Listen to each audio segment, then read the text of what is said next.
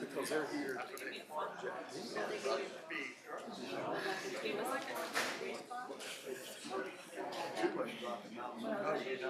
let my sleeping drop. You might be able to do it. I was like, Beat it to death.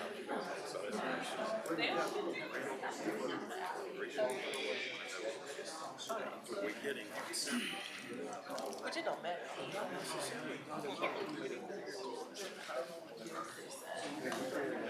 We're getting there. These are the things I used to do. I'm like, feels good. I don't know. I'll do it again. we learned not to do everything. This is what Kevin does. Not anymore. I'm the go-to. I did. You didn't learn anything. You didn't do They it? said they learned a lot. I did it. Ryan strategically outsourcing. Oh, okay. He was pulling the deputy director. Come here, my minions. Oh my gosh. Wow. You made your changes on that first one already? She reads it.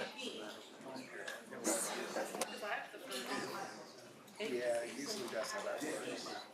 But they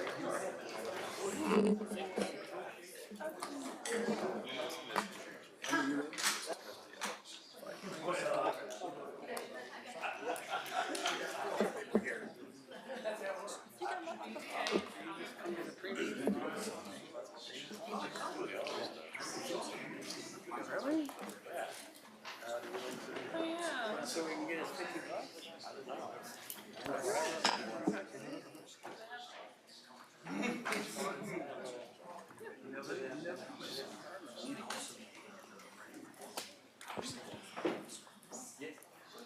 I call the November Planning Commission meeting to order. And Amber, if you'll read the opening statement.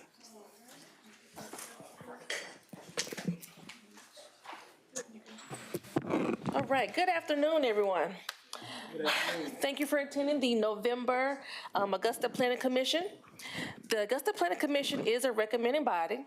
The final decisions on all zoning matters coming before it will be heard by the Augusta Commission on Tuesday, November the 19th, 2024 at 2 p.m. in the Augusta Commission chambers at the municipal building. The Planning Commission makes the final decisions on all variances, including subdivision regulations. A handout describing the zoning procedures from which these cases are decided is available upon request. These procedures also require that any applicant for a rezoning action or any opponent to an application for a rezoning action who has made contributions aggregating $250 or more to a local government official within 2 years of the rezoning application to file a disclosure report with the governing authority. The disclosure report must be filed within 10 calendar days of filing the application and at least 10 calendar days prior to today's hearing. A minimum of 10 minutes shall be afforded for presentation of data, evidence, and opinions on each side of a rezoning petition or a special exception. If more than 10 minutes is afforded to one side, then an equal amount of time shall be afforded to the other side.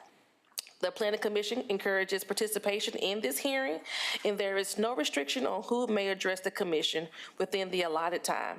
But the Commission asks that the public comments be brief, on subject, and non-repetitive, and directed to the Commission, not to any individual or group. First one.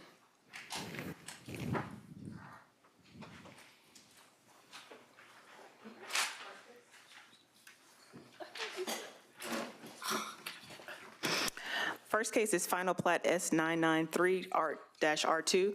It's the Townhomes at Windsor. It is a petition by Derek Edenfield on behalf of Windsor Townhomes of Augusta LLC, requesting final plat approval for Townhomes at Windsor Phase 2, containing 73 lots located at 2169 Julius Drive. The Planning and Development staff, along with the other city reviewing agencies, said that this particular development met all of the requirements on September 4th, 2024, and the Planning and Development staff is recommending approval. Entertain a motion, Mr. Chairman.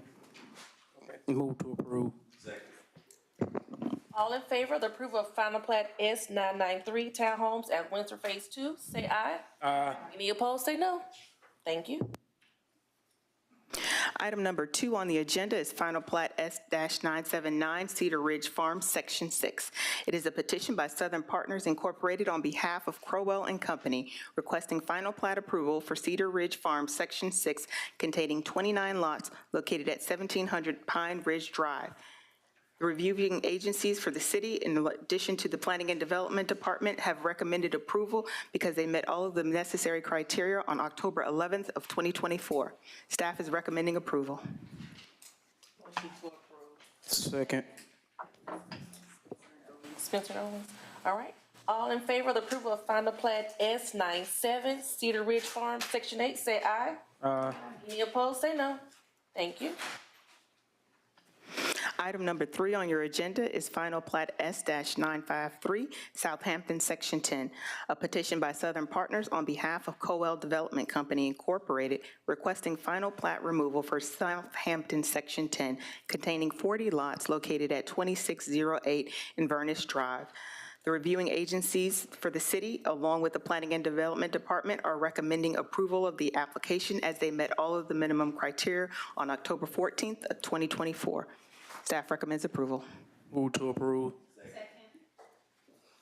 Okay, there's a motion to approve final plat S953 Southampton, Section 10. All in favor, say aye. Aye. Any opposed, say no. Thank you. Item number 4 on your agenda is Z-24-28, and it is a petition by Alan Grinolds on behalf of ACP Services, LLC, requesting a rezoning from Zone B1 Neighborhood Business to B2 General Business to and, I'm sorry, I said two, but and. So you got a dual zoning on this particular piece of property, and they would like to rezone the parcel to light industrial, affecting property containing approximately 1.96 acres located at 1369 15th Street. This is a returning agenda item, and staff will present.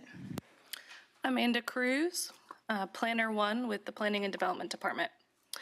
The petition seeks to rezone 1.96 acres. The property contains an approximately 81,022 square foot warehouse storage building and tractor trailer park for John Turner Transportation Company.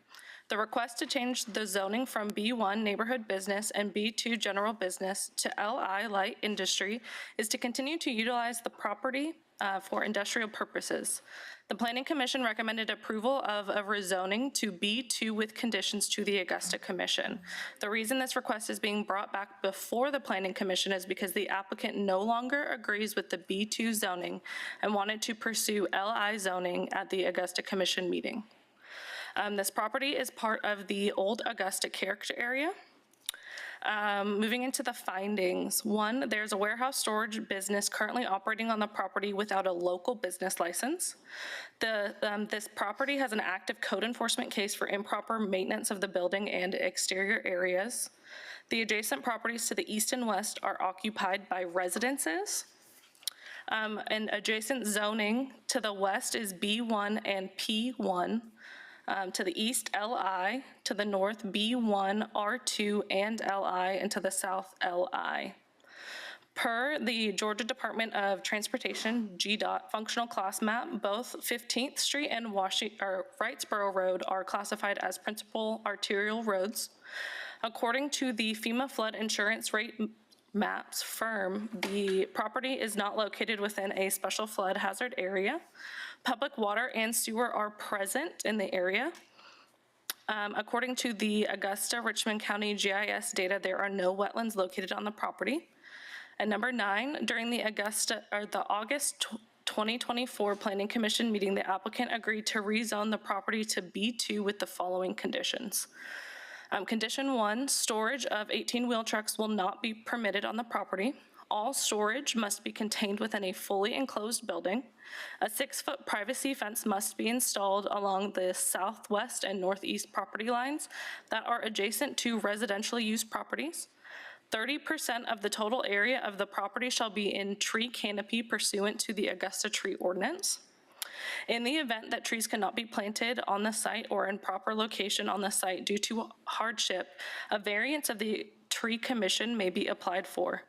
The variance request shall include the variance fee as set forth by Augusta, Georgia, a letter explaining the need for the variance, a mitigation package at a rate of 2 trees for every tree not planted on the site.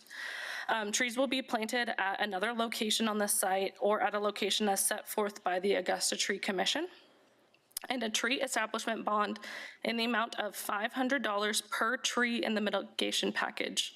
In lieu of the mitigation package, a fee in the amount of $1,500 per tree to be mitigated shall be payable to Augusta, Georgia, and deposited in a separate tree landscaping account for placement of or replacement of trees within the city. Lastly, as of October 29th, 2024, staff have not received any inquiries regarding this petition. That concludes staff presentation. Thank you. Is the petitioner present? Sir, if you'd come forward and give us your name and address and a brief summary of your petition. Alan Girdle, 759 Almond Road, Augusta, 30909. Just a couple points of clarification. The warehouse it's not 81,000 square feet, it's about 8,000 square feet. The property's historically been used as LI. I think the B1 and B2 zoning, I couldn't really understand exactly where it came from, but to just give you a little historical perspective, could possibly have been when the city and the county merged. As we came through planning, I came before you previously in August about getting this property zoned to LI to comport with its historical use. At that time, Turner Transportation, a trucking company located catty-cornered across the subject parcel on 15th Street, was leasing the property. They've since not renewed their lease due to uncertainty about the zoning as it goes forward. Once we left Planning Commission, I think the question was, where are we going to be using the property for going in the future in terms of potential for future development? And if that was going to be B2 with limitations and or exceptions, or LI, my understanding leaving that meeting was that was to be determined.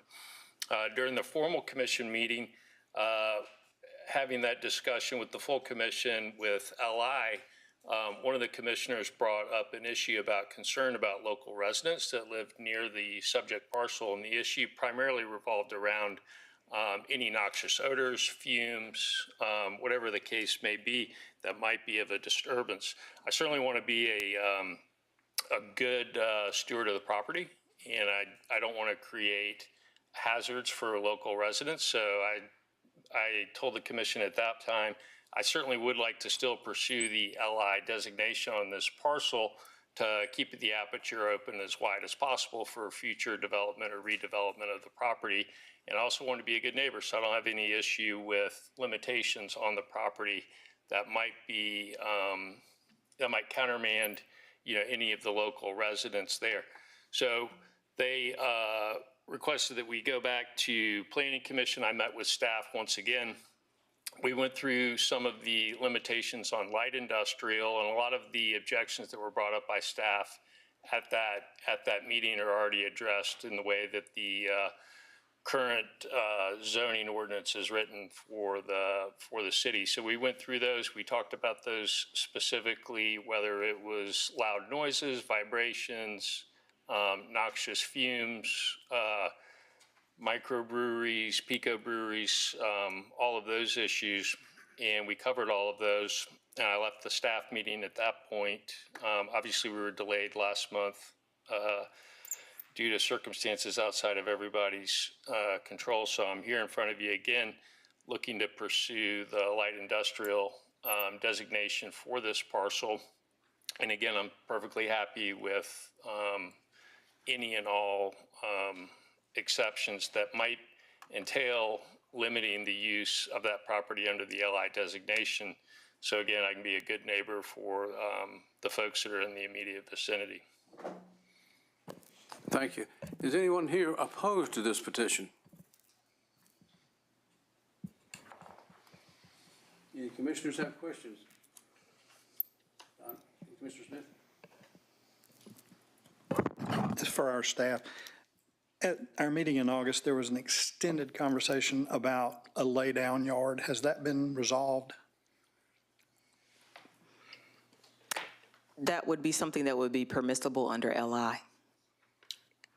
But that was a source of contention. That was one, yes. Yes. So that is still out there then? If you rezone to LI, it is a possible use, yes. Okay, thank you. Any other questions from commissioners?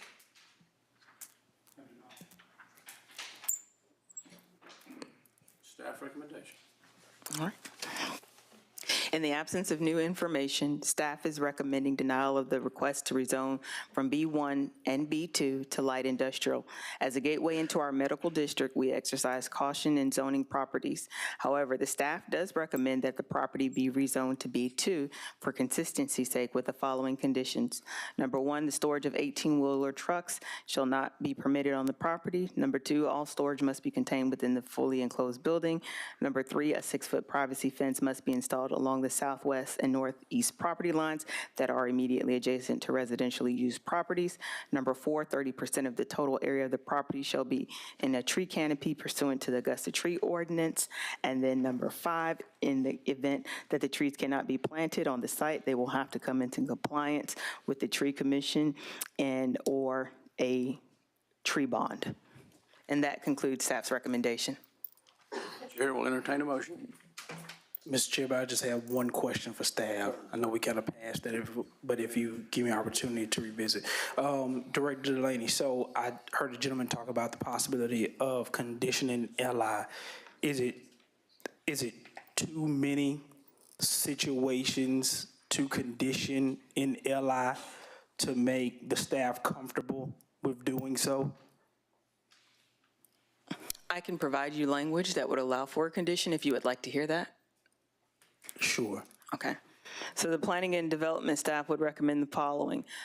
Condition number one, the prohibition of storage of tractor trailers, shipping containers, lumber, junkyards, salvage yards, storage of construction equipment and other heavy equipment, recycling centers, animal kennels, all types of breweries. That would be condition number one. And then condition number two, all uses shall be housed within the building and emit no excessive noise, dust, or vibrations beyond the property. And that would conclude our recommendation. Okay, thank you.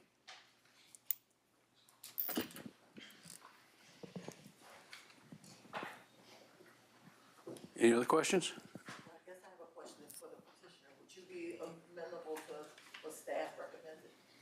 That was pretty quick. I'd like to maybe hear it one more time before I publicly agree to that. I think, what is equipment? I certainly wouldn't have any issue with recycling, noise, vibration, noxious fumes.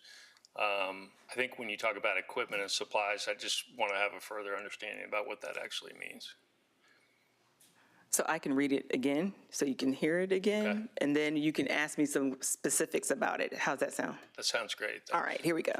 So we would recommend the prohibition of the storage of tractor trailers, shipping containers, lumber yards, junkyards, salvage yards, storage of construction equipment or other heavy equipment, recycling centers, animal kennels, and all types of breweries. That's the first part. That's probably the... Yeah, I think lumber, potentially lumber yards, if there's building equipment and or machinery, whether that's heavy equipment, I'd certainly be fine with screening it. If it's a matter of staging equipment, I certainly don't think that'd be a disturbance. There's been tractor trailers parked there for literally decades. There hadn't been any public disagreement when it was put it out for, so I think that might be unduly limiting to the redevelopment of the site. But for the other ones, certainly.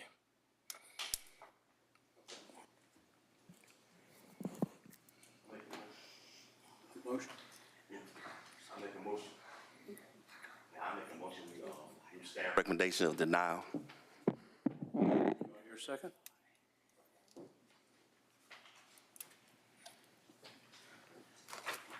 I'll second it, just so we can have a vote.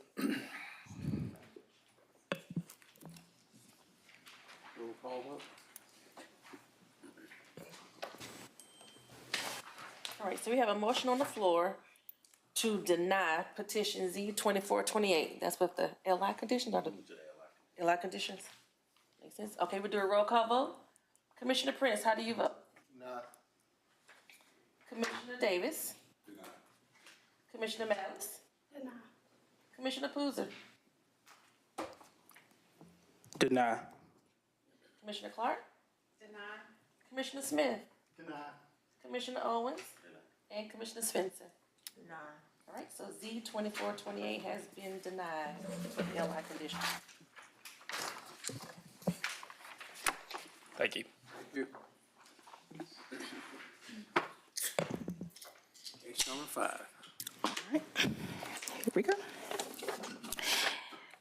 Case number 5 is Z-24-29, and it is a petition by Hatchway LLC requesting a rezoning from Zone R1A One Family Residential to Zone B1 Neighborhood Business, affecting a portion of the property containing approximately .61 acres located at 3363 Ravenwood Drive. This also is a returning petition. Staff will present. Brian Kepner, Deputy Director, Planning and Development. As stated, this application has come back to you from the September meeting. The application is to rezone the back portion of a larger 0.61 acre property. The portion to be rezoned would be approximately 0.16 acre in size from R1A to B1 Neighborhood Business. Due to an unauthorized expansion of the existing business located at 150 Davis Road, which is behind this property here. There is an active code enforcement case on the business located at 150 Davis Drive. The business expanded into the back portion of the R1A zone property under consideration for this rezoning application. There are no prior zoning actions for the property. The applicant is the owner of both properties at 3363 Ravenwood Drive and 150 Davis Road, with Hatchway LLC purchasing the Raven Drive property in December of 2023. The property has access to public water and sewer. According to the Georgia Department of Transportation State Functional Classification Map, Davis Road is a minor arterial road and Ravenwood Drive is a local road. Public transit is available on Davis Road. According to the FEMA flood insurance rate maps, the property is not located within a special flood hazard area. According to the Augusta-Richmond County GIS maplers, there are no wetlands located on the property. The adjacent properties to the north and east are zoned R1A, one family residential, with existing single-family homes on them. To the south, there are two different zoning districts. The eastern portion of the south property line is zoned R1A, one family residential, with an existing single-family residence. The western portion of the property line, southern property line, is zoned B1, neighborhood business, where the existing business wants to expand into the subject property. The adjacent property to the west is zoned B1 and R3B, multifamily residential, and to the east, B2, general business.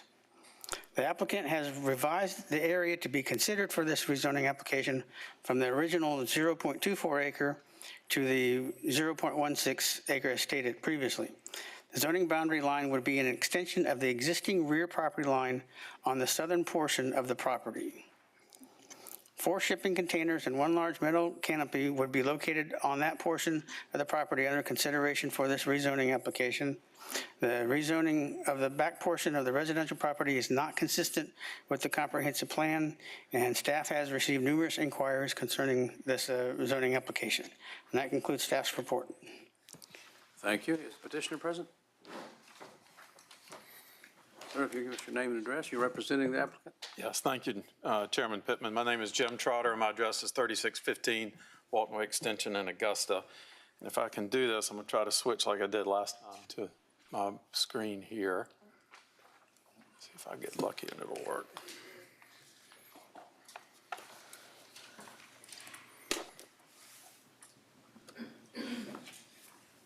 Can you help me? I got my flash drive in, but it's not, oh, there we go. There we go. Just hitting one wrong button. All right, we've obviously talked about this a great deal in the September meeting. At the last September meeting, the vote was to send us out to talk about it with the objectors and neighbors who were present at the time, and we did that. I think there may have been 7 or 8 objectors at the time. We have satisfied, I believe, most all of them. I think there are a few here today with some questions, which we're certainly happy to answer. We met with them outside after the meeting, and then Mr. Katz met with them at his business about 10 days or 2 weeks after that Planning Commission meeting. So let me clarify one thing first. As Brian Kepner said, this small area in the back is all that we are seeking to have rezoned. This property line is pre-existing. These lines were pre-existing. All of his existing building is already zoned B1. We're just trying to extend this line here. When the application was first filed, it was questionable. We were trying to extend it all the way to the back of the house. That's not the case anymore. It's just this 0.16 acre piece. Also want to show you the picture that the staff had up there had a different, was older. Since that meeting, this is what it looks like. He has agreed with the neighbors to take the containers down from 6 containers to 4, which he's done. And he's agreed to move them. The containers were previously backed up right here against the house. They are since moved further back into this 0.16 acre area. So if I could show you a couple of those to show how they've been moved. That's one of them. That's how it exists today. That's another one showing that it is further back from the house. That's that fence line that's right behind the house. This is how it's all been moved back further away from the house. The other question that the neighbors had, in addition to reducing them from 6 to 4, moving them away from the house, reconfigure the exterior lighting so it does not shine into the neighborhood. The site, since it's a commercial site and they do have a lot of business activity at night, they're selling Christmas trees at night, pumpkins. A lot of you have been there at night. They do have some parking lot lights. We have had Georgia Power out. They have adjusted those lights so that they don't shine directly back into the neighborhood. One of the challenges is a lot of trees came down during the storm, so they do still shine through. We're going to investigate whether or not we can just have those down effect lights and see if the addition, the lights that were there, the spotlights have been turned down so that they don't point back at the neighborhood. If they can be swapped out for down effect lights and still provide the lighting needed for his sales at night, we certainly want to do that as well. And then finally, we talked about planting a vegetative buffer along this fence line here and this fence line here to further shield that. He has agreed to do that. He's ordering bamboo from Florida. It can be probably here and installed in the next 4 to 6 weeks. The bamboo will start out at 5 feet tall.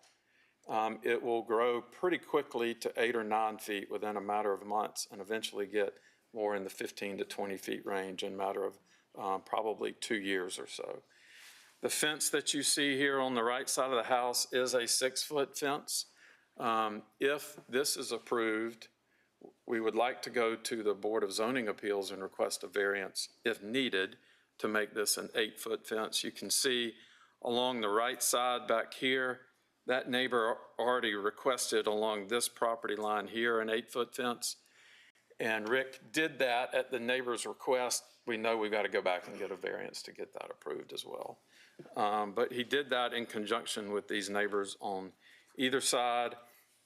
We know the Henrys are here. We've had some conversations with them. We know Mr. Sasser is here as well. We've had extensive conversations with him. We've hoped we've addressed all their concerns, but we are certainly here to address any others that they may have. Thank you, Mr. Trotter. Is anyone opposed to this petition? Do you have a spokesman, or do you want to speak individually? You have 10 minutes. I'm just trying to figure out.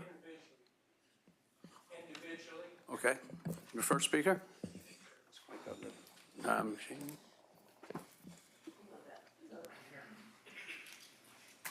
And please give us your name and address, sir.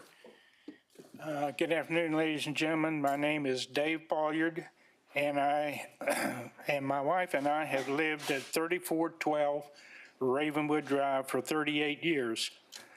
Both of our children graduated from Westside High School, and both obtained their business degrees from Augusta State University. Now they both live and work with their families in Columbia County. Obviously, considering what's been proposed here this afternoon, obviously my children are much smarter than me.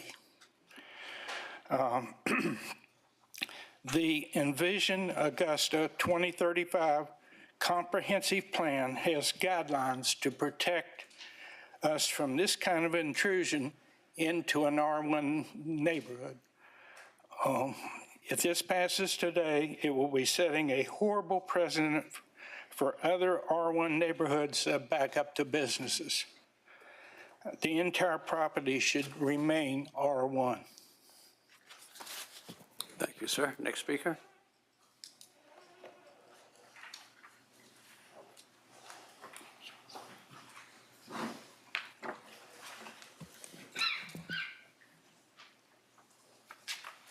Good afternoon. My name's Elaine Henry. I live at 3344 Ravenwood Drive, Augusta. And we were here before, and I'm pleading with you to not pass this because our neighborhood has always been strictly residential. And let me say this, that we were thrilled when Mr. Katz opened his first produce stand there. And we were happy to see him grow. I mean, we're not against small businesses, but now that he has grown into a bigger business, I just think that he should have at least asked the neighbors how they felt about the changes that have been made. We didn't know until one morning we woke up and looked out the door and we saw these containers in the back of a house that he had purchased right across the street from me.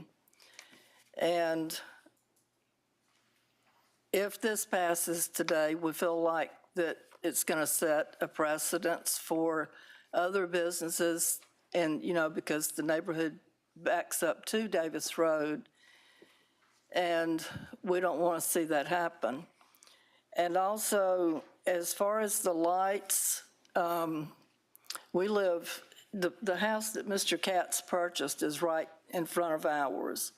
And the lights that are on his property face our house. At night, I don't even have to turn on a light in my bedroom or in my living room, because he said that Georgia Power had come out and adjusted them, but I think maybe he's got the wrong lights. There's something called downwash lights, and I'm not familiar with that. But if he could do something like that to correct that problem. And as far as the containers, we can still see them. He said he's going to put up an 8-foot fence and also the vegetation barrier, which the vegetation barrier we're okay with, but the 8-foot fence is not going to cover those containers. I mean, you said that you could see them still from our neighborhood, and you can. You walk out in the front yard and there they are. And the containers have been moved back, but the 8-foot fence is still not going to cover the height of them. And I just feel like that if he's allowed to continue with this, that any business is going to be able to go into any neighborhood and just take over. And I think it's unfair.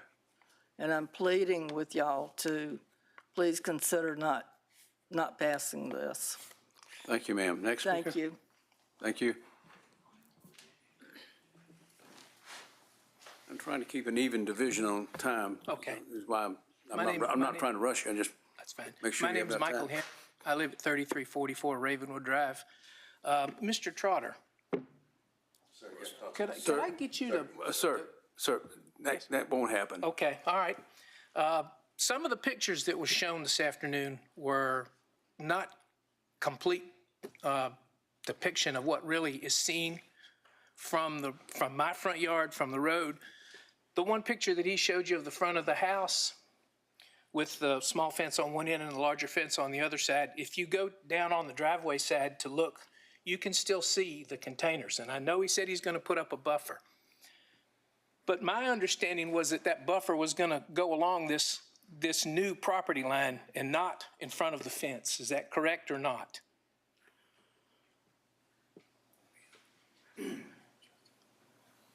If you want me to. Yeah, I think we need to answer that question. Well, the idea has been to put it in front of the fence, but if there's another question, another issue of where it could go, or we thought that was the closest one to provide the most protection and screening. The afternoon that we met with Rick in September, there was like 7 or 8 of us there. We all agreed that the buffer was going to run on the new property line at the back of the property where the line come across and then the property went up like this. It was supposed to go all the way across that piece of property at the back of the yard, is my understanding of where that property, where the buffer was supposed to go. Okay, I'm going to ask you to stop at that Okay. point. All right. I don't want to get into it.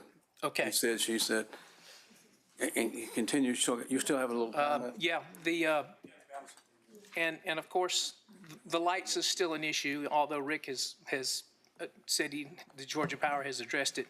They need to be addressed again. And I believe if some of these things were addressed, we may have a happier group than we have right now. But the buffer, the location of the buffer is an issue for me. I thought it was going to be in the back of the yard, not in the front of the yard at the house level, all the way in the back. That's all I have. Okay, final speaker. I got to hear one more speaker.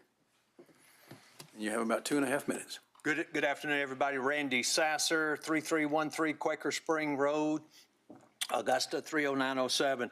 The neighbors that are most directly affected by this have spoken to you. This is right in their face, okay? When Mr. Katz bought the property, he took down the trees. That really opened it up to these lights that are huge spotlights shining into Ravenwood. Now, if you go just down the street, you can see the Circle K service station there, and they got the proper downwash lights, okay? He has nothing like that. He's got these huge lights all the way from Davis Road, the back of his property. I could tell today when I went by, yeah, it looks like the one on the back had been tilted down just a little bit. No bueno. That's not the proper lights that you have adjacent to single-family home neighborhoods, period. So you can't adjust those spotlights enough to take care of the problem. You got to get the right lights, the correct lights that you have mandated at all your fast food restaurants, all of your service stations that are near residential neighborhoods. You will see these lights with the little flat top that shine down, downwash lights. These things are shining like big spotlights. You don't need a flashlight or nothing to walk along Ravenwood Drive in the evening. You just don't. It's too much light, okay? These lots to the north of this property, these are all nice big residential lots. They all abut commercial business development. Your next cases you will hear are these property owners along Davis Road. They're going to go back and pursue these other property owners to deepen their commercial lots, taking in more of your single-family neighborhoods. Not good. These containers, the way he had them set up, they're wired with electricity. I don't think it passed any code inspection. The way the wires were run, no conduit, stuff like that, looked a little iffy to me. I'm not an electrical inspector guy. I would have done it different. I think the Augusta-Richmond County policy or ordinance is they don't really want containers of any kind in B2. Really? So now we're going to allow containers to be used as permanent structures in B2? I don't think that's what we should be doing to keep the bar up, everybody? And how in the world do we hear from somebody asking us to make exceptions when you have an active code enforcement issue that's not resolved? Mr. Sasser. That's not good neighborly behavior. Thank you. Thank you. 10 minutes is up. Commissioner? Attorney Trotter, I'm not really quite sure where you're talking about that buffer. Could you point it out to me exactly where you were looking at the point, have the buffer versus where they wanted the buffer? Well, we'll agree to put it where they want it. We will put it, this new established, I don't want to call it a property line because Rick owns it on both sides, but this new established zoning line, if approved, right here, so not where the fence line is now, he will agree to put the bamboo buffer back here on this new zoning line. And then I have a question for anybody before you speak. Ma'am, Would that be something? Commissioner, I'm sorry. Commissioner Smith was one at the next one. Let her finish. I'll please. Would that be satisfactory if that buffer was on that line where? As long as it's a solid buffer from one point to the other, all the way across. Not with holes in it, not with gates in it, a solid buffer. To prevent that from being used for anything other than residential. He is going to have a gate in the gate because the woman that lives in the property works there and wants to be able to walk to work. We're not talking about a gate that trucks drive through. We're not talking about a gate for any vehicle, just a gate for her to walk to work. That's it. And so we're talking. Wait a minute now, wait a minute. One at a We time. will put a solid buffer up back there where we just talked about, but she will have the ability to walk from here to there. That's all we're talking about. Commissioner Smith? Mr. Chairman, I have a question for both sides. Mr. Sasser, I've known you for a long time. And when your neighborhood, Foxhall up there, they were building the apartments behind you, we went through something similar to this about the lighting. Is the lighting at that apartment complex satisfactory to your neighborhood after we approved that years ago? Commissioner Smith, you're exactly right, and they did put in the proper downwash lights So, for the street, for Okay. the street illumination. all right, so those apartments have the lighting that made your group happy? Yes, sir. And if they were to be applied in the same manner at this location, it would satisfy some of your concerns? Yes, sir. Okay. Mr. Trotter, I want to ask you a question. When you talked about bamboo, if you go down on the 2600 block of Washington Road, and I do believe that's the Augusta National property, there's bamboo that prevents you from looking at any of the Augusta National buildings, properties, golf course. Am I correct about that? Yes.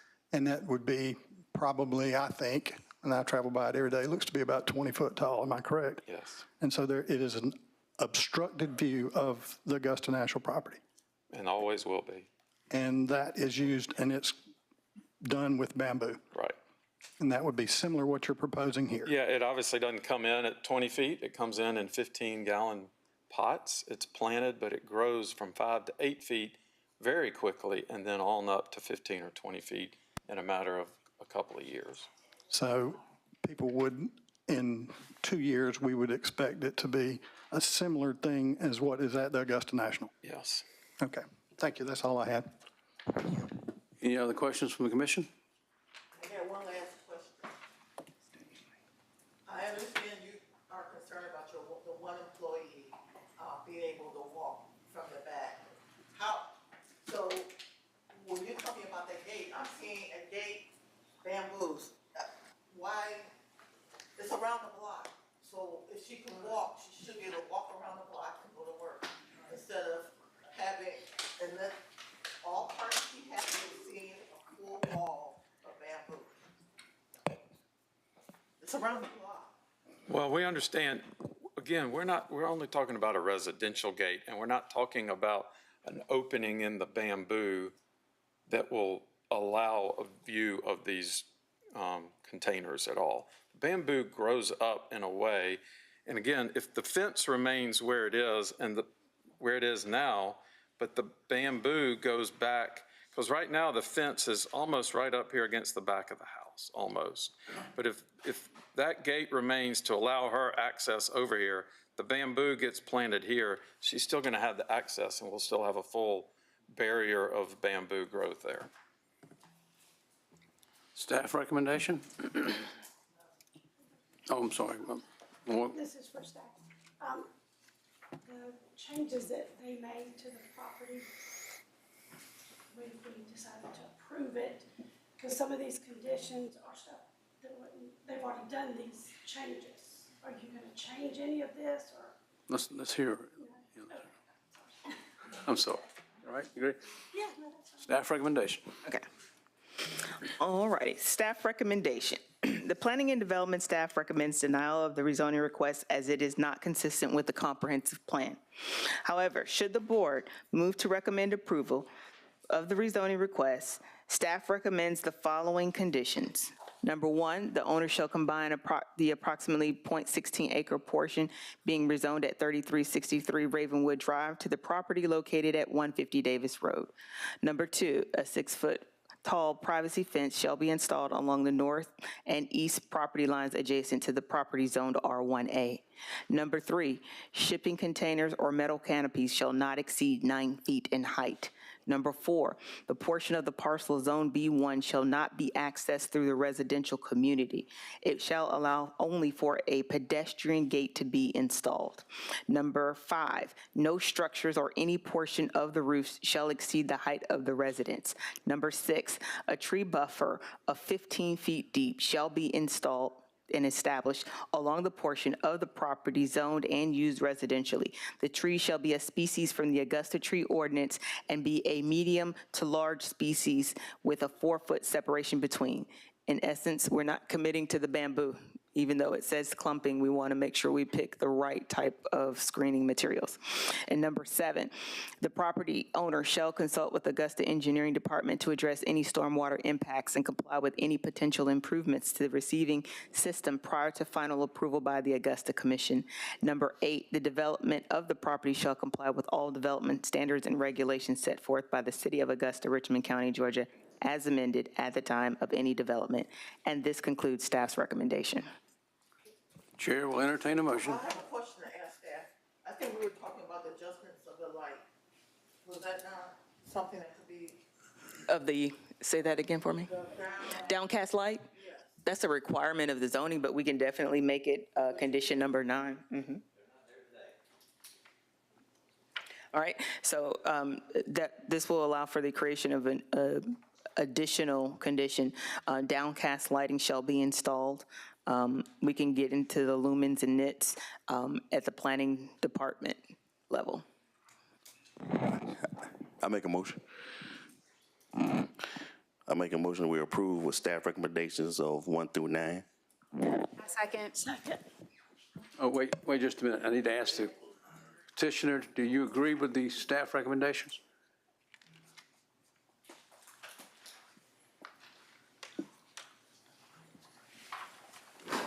The only question we've got about it is we're great with the 9-foot height on the shipping containers because they're all within that, but there is one metal canopy when it is a 9-foot height, but with the roof pitch as it is, it goes up to 10 feet.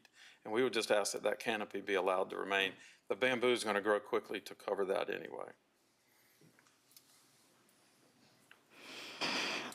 If it's the will of the body, we can amend condition number 3 to say shipping containers shall not exceed 9 feet in height.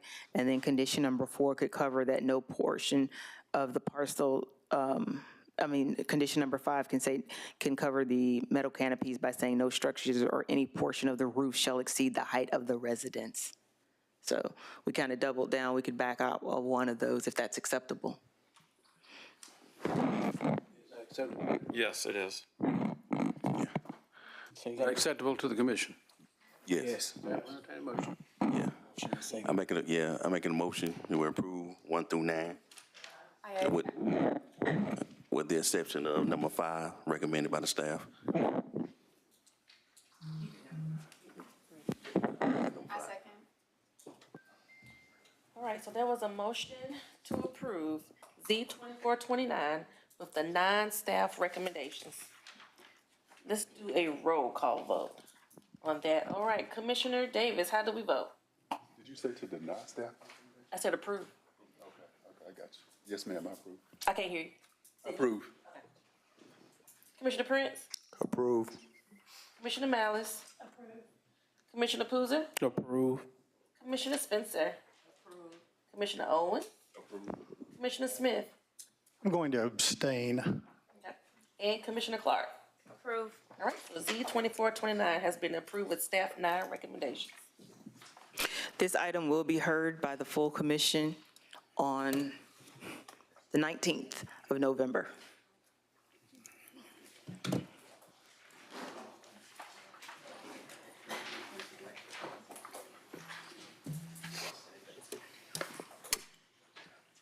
Item number 6. All right. Item number 6, Z-24-32, is a petition by Drayton Parker Companies, LLC, on behalf of Concord Hill Investments, LLP, requesting a rezoning from Zone B1 Neighborhood Business and B2 General Business to Zone B2 General Business, affecting property containing approximately 1.89 acres located at 3054 and 3064 Washington Road. Staff will present. Brian Kepner. The rezoning request consists of 2 adjacent properties with a combined total of approximately 1.88 acres. The request is to change the zoning from B1 Neighborhood Business and B2 General Business to combine the two into B2 General Business.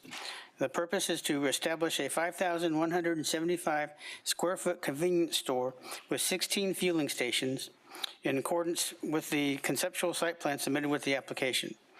The properties are in the northwest quadrant at the intersection of Washington Road and Tremont Road. They're also at the intersection of Patriots Way.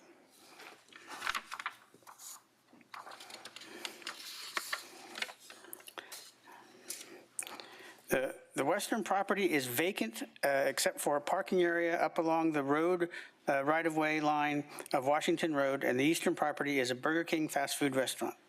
The properties can be served by both public potable water system and public sanitary sewer system. The Georgia Department of Transportation functional classification map dated 2017 classifies this section of Washington Road as a major arterial, and Tremont Road is classified as a local road. Public transit runs along West Washington Road with a transit stop there at the property. The properties are not located within a special flood hazard area, and there are no wetlands located on the properties. The zoning to the north across Washington Road is B2, General Business. Properties across Tremont Road are zoned to B1, Neighborhood Business, and R1A, One Family Residential. To the south, the adjacent property is zoned R1A, One Family Residential, and the properties to the west are zoned B2 General Business. The rezoning request is not consistent with the 2023 comprehensive plan. The conceptual site plan submitted with the application shows 1 access point on Washington Road at the traffic light with Patriots Way and 2 access points on Tremont Road, being the same number of access points as the existing development. The conceptual site plan submitted with the application proposes underground stormwater detention. The conceptual site plan submitted with the application indicates that the applicant will need to seek variance approval from the Tree Commission. And at the time of completion of the report, staff has not received any inquiries concerning the application. This concludes staff's report. Is the petitioner present? Sir, if you state your name and address for the record and tell us a little bit about the project. Sure. Good afternoon. Cody Rogers, EMC Engineering. I'm the engineer of record on this project for Parker's. This is your standard Parker's Kitchen product. This community is now seeing, I believe, 2 operating with at least 1 more in the works right now at Wheeler Road. There's really nothing that differs from this location than any of those other locations in terms of what you would see. A little bit difference in some of the engineering work, but overall the same product. As was pointed out, we're keeping the same number of access points as current. We're actually pushing one of the access points that's on Tremont Way away from the intersection, which will just give you a little bit more stacking room there. But outside of that, I'll answer any questions that you may have or that the public may have. Is there anyone opposed to this petition? Hearing none. Commissioners have any questions? Mr. Chairman, Yes, sir. is this going to be exactly like the one that is at Lewiston Road and Columbia Road in Columbia County? Exactly like it in terms of Depth, width, size? the actual site that the gas will, yeah. So that site in particular, the one that you just asked about, is a very large site. It's huge. It's got out parcels. It's got an access road. There's a lot. So no, I would not say that that would be the same. Because that would not, I live right here, that would not be a good fit. No, sir. Yeah. 1.88 acres is what this site is. We can't fit the Columbia and Lewiston layout on this, not even close. Okay, because in your first remarks, you said it's similar to other ones that we have here. And so that statement would be inaccurate, the first one you made. Right. The building itself is the same. The gas canopy is the same as the one on Columbia and Lewiston. The site overall, once you get away from this building, was not the same. Okay, thank you. Thank you, Mr. Chairman. And I have another comment. The other difference I saw with this one is that there is residential area right directly across the street from where this is gonna be, on Tremont Way. And I don't think the others are meeting that threshold of having single-family homes directly looking at the gas station. Well, you have residential areas behind it on Tremont Way. You don't have anything, On Tremont. you don't have anything directly across. She talking across the street.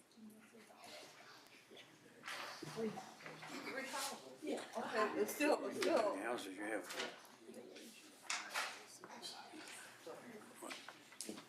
My favorite hamburger place is that is. That's in Bonnet's backyard. Right, the house is there. I don't know why. Right. It's backing up to a residential, a big old commercial gas station. It's gonna be backing up to residents on here. I don't. I'm not advocating for or against, but that's an issue with Washington Road and other corridors. I'm not saying that I don't see that business should be there, but I'm just, I think Parker's is a great place. I just don't see where that is a place, in my opinion, where a gas station should be going in that spot. That's just my personal opinion. I understand. Any other questions from the commission? Staff recommendation. I'd like to make one correction to the staff presentation, and that is that the proposed development is consistent with the 2023 comprehensive plan because it is the redevelopment of the pre-existing Mi Rancho building. So I want to correct that. It's not, we know it's not vacant. It was a demolition rebuild intent. So we want to correct that portion and say that the proposed development is consistent with the comprehensive plan. That being said, the planning and development staff is recommending approval of the rezoning request to eliminate the split zoning and its consistency with the comprehensive plan for Washington roads with the following conditions. Number one, the development shall comply with section 21-2B of the comprehensive zoning ordinance for convenience stores in B1 zoning districts. Number two, the development shall comply with all requirements as determined by traffic engineering for existing and proposed ingress-egress point during the site plan approval process. Number three, the applicant shall obtain approval of variances from the tree commission prior to submission for site plan approval. Number four, approval of this rezoning request does not constitute approval of the concept site plan submitted with the application. The proposed development shall obtain the site plan approval in compliance with the site plan regulations of Augusta, Georgia, prior to construction commencing on the property. And number five, the development of the property shall comply with all development standards and regulations set forth by the City of Augusta, Richmond County, Georgia at the time of development. And this concludes staff's recommendation. One question off of that, if we could, for point of clarification, the first condition, and we read this in the staff report, could you explain a little bit about the recommendation to enforce all requirements of 21-2B and exactly, so just for backstory here, we are rezoning to B2. We would like to operate 24 hours if at all possible. So we're trying to understand what the reason for the condition. Is there one part of that 21-2B that is driving the recommendation, or is it the entire 21-2B? Our intent was for the convenience store to operate with limited hours because it is adjacent to residential.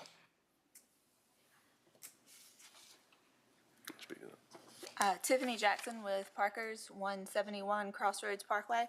And then we had emailed earlier and were instructed to get clarification on the gaming machines, the video machines. Can we get some? That also is something that would not be allowed in the B1. Okay. So what's that all? Commissioner Smith? I have a question for our staff. Ms. Delaney, to the east of this proposed property is a Rally's restaurant, am I correct? Yes, sir. And they operate. Checkers. Checkers. Yes. And they operate with limited hours, am I right? They do close, yes, sir. And the Burger King that is currently there closes? Also, yes, sir. And the Chick-fil-A closes? Yes, sir. So this would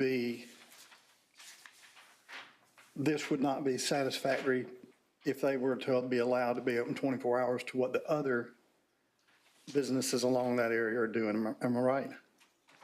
If they were closer to the I-20 interchange, we would have recommended the standard B2 option with the 24-hour services. But Tremont, directly when they pull out of Tremont, there are some homes that are there. That is correct, sir. Will be facing that. That is correct. So at 2 o'clock in the morning, 3 o'clock in the morning, 4 o'clock in the morning, those people will be pulling out with their headlights directly into those people's homes. Potentially, yes, sir. Okay. And so that's why the others, we have limited their hours. And I just want to make sure that we were following a standard process. Yes, sir. Thank you, ma'am. I have no further, Mr. Chairman. Any other questions from the commission? Chair will entertain a motion. Oh, I thought we'd already cleared that. No, thank you. We just asked that you approve the B2 zoning. I make a motion that we approve with staff recommendations. Second.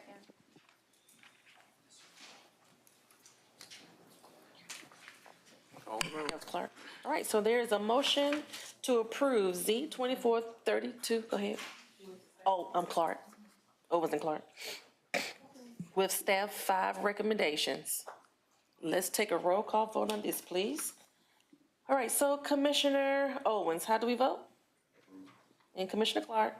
Approve. Commissioner Smith? Approved. Commissioner Spencer? Commissioner Malice? Approve. Commissioner Poozer? Approve. Commissioner Davis? And Commissioner Prince? All right, so Z 2432 has been approved with staff 5 recommendations. This application will go before the full Augusta Commission on Tuesday, November 19th. Please plan to attend. Item number 7.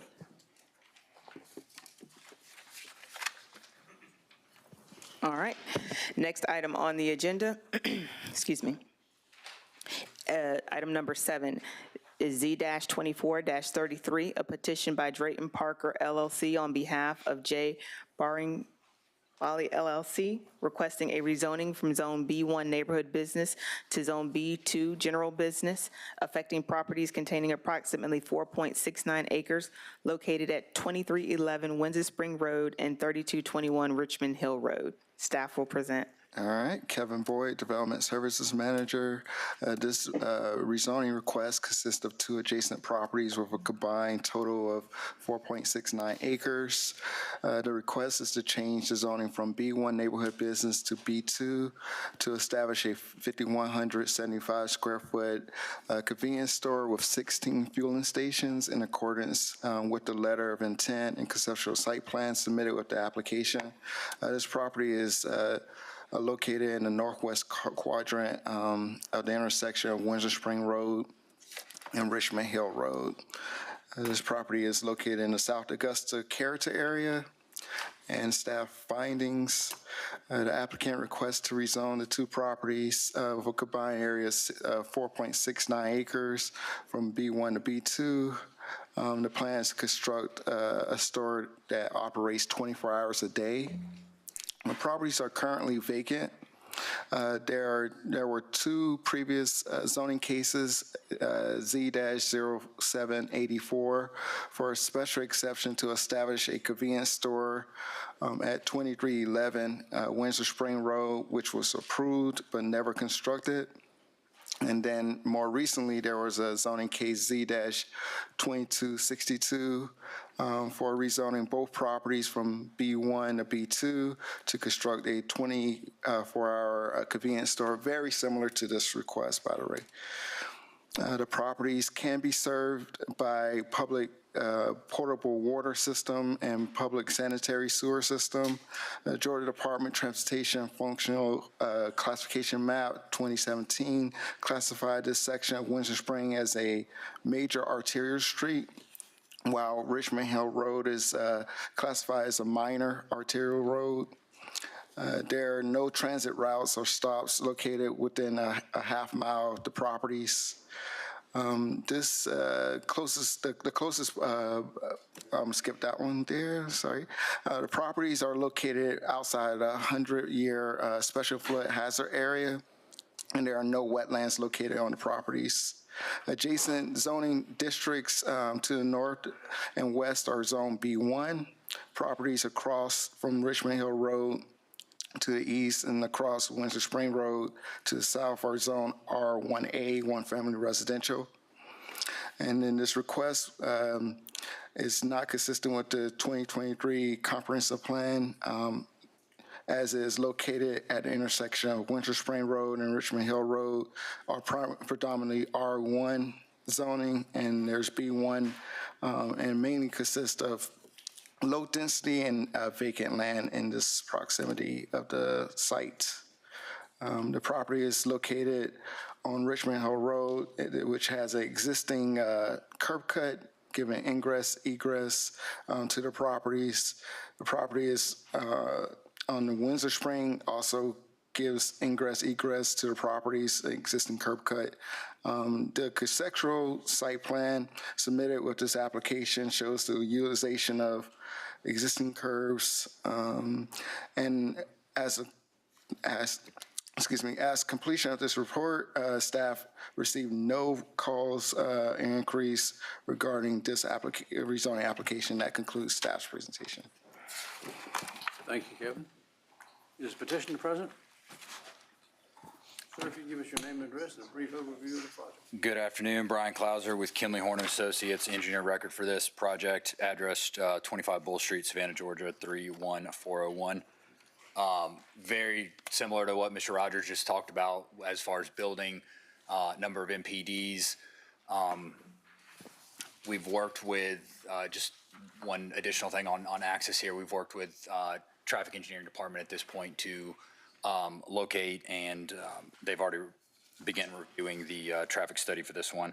I did want to mention the, I guess just looking through the South Augusta character area, item number 4, additional. So one of the recommended development patterns is additional commercial and retail development at major intersections near underserved neighborhoods.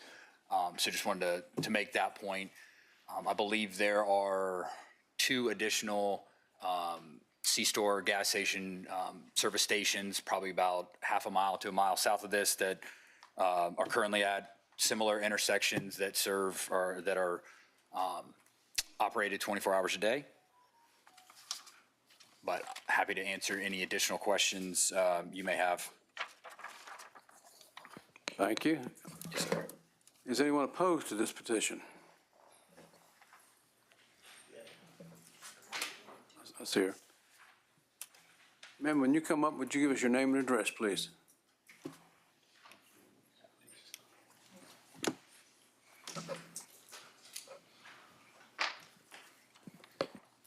Good afternoon. My name is Juanita Burney, and I live at 2208 Cadden Road in Augusta. South Augusta. I am a member of the Rollins Area Neighborhood Association, and I live in Birch Grant subdivision, which starts right at this intersection, is one of the main entryways into the subdivision. My concern here today is that the residents of the Rollins Area Neighborhood Association have not had an adequate opportunity to present their concerns here because the original scheduling was the meeting that was canceled because of the storm. And there were members that had planned to be here on that particular day.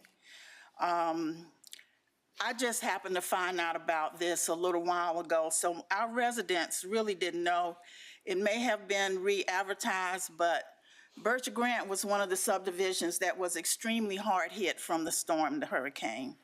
And our residents, frankly, have been focused on trying to get their lives back together, get their houses back together, because there has been severe storm damage. Two concerns that I know that members would like to discuss is that, number one, Windsor Spring Road and Richmond Hill Road is a very heavily traffic area, so traffic getting in and out of such a business is of concern. The second thing is, how many of these service stations do we need in one community? Because we have one at Windsor Spring and Peach Orchard, then we have two at Rozier Road, and then you go just up the street, there's three at Tobacco and Windsor Spring Road. So we feel that this is the type of business that's now overkill for our neighborhood. But on behalf of the Rollins Area Neighborhood Association, I would like to ask that the members of that association would just have another opportunity to come before you and voice their concerns. Thank you. Thank you.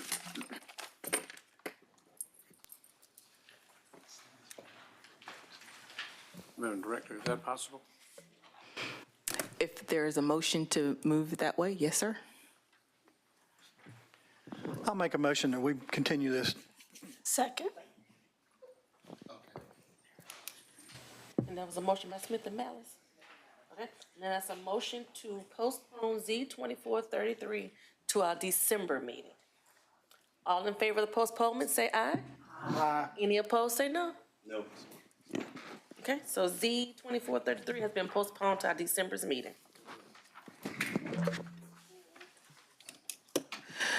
So there is a special exception that's an accompanying item, that is agenda item number 12. Could we have a motion to postpone item number 12?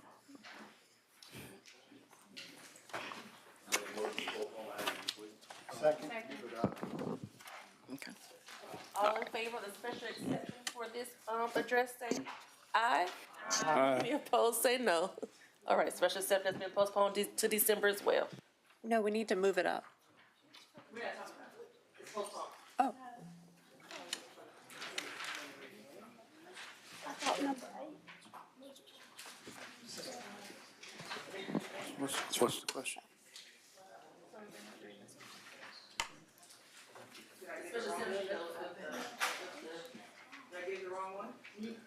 Instead of postponing it, we should have moved it up. Is there accompanying items?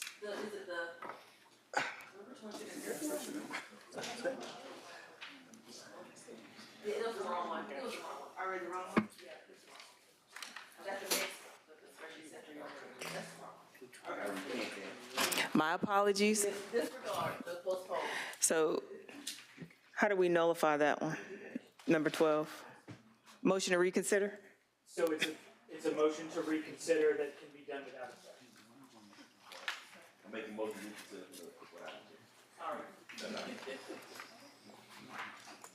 You need a vote for that?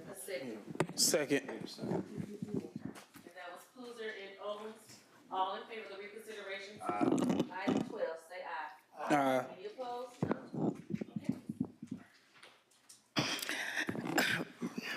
Sorry for that. All right. Item number 8 is a petition by DDG LLC on behalf of James M. Johnson requesting a rezoning from Zone B2 General Business to Zone R1A 1 Family Residential, affecting property containing a portion of 6.95 acres located at 2355 Windsor Spring Road. Staff will present. Rachel Martin, Planning Projects Coordinator with Planning and Development. The applicant is requesting to rezone 4.50 acres of the property for future single-family residential development. The applicant is requesting to subdivide and leave the remaining portion of the property, 2.45 acres, B2 for general business use. The applicant has submitted a separate application to apply for a special exception to establish a mixed residential development with both single-family attached and detached lots. The total acreage of all tracts is approximately 62.6 acres of undeveloped wooded land. The concept plan presented with the rezoning application proposes the following: 119 single detached family homes, 115 attached family homes, public road throughout the development with 2 new entry drives, a stormwater detention pond, and amenity area, including a playground and picnic cabana, multiple open space areas throughout the development. Remaining commercial tract shows proposed Dollar General store. This property is located within the South Augusta character area, and the findings are as follows. The property owner is also requesting a special exception as part of a separate application for a mix of 119 single detached and 115 attached family homes, and for a reduction in lot size via special exception application 24-15. The development will utilize an existing street network via Lucy Street for an access point and construct approximately 2 new streets within the development. One will be for its main entrance off Windsor Spring Road and another for connectivity throughout the development. The site has access to public water and sewer. There's no special flood hazard within the area, and there are no wetlands. Public transit is not available near the property on Windsor Spring Road. According to the Georgia Department of Transportation, Windsor Spring Road is a major collector. Based on the preliminary traffic report, the Traffic Engineering Department has indicated there will need to be a full traffic study conducted. The adjacent zoning is a mix of B2 general business, R3B multifamily residential, and R1A one family residential. The proposal is consistent with the 2023 comprehensive plan and compatible with surrounding zonings and land uses. As of October 22nd, 2024, staff have not received any inquiries regarding the petition as advertised, and that concludes staff's presentation at this time. Thank you. Thank you. Is the petitioner present? Sir, if you'll give us your name and address and a brief overview of your project.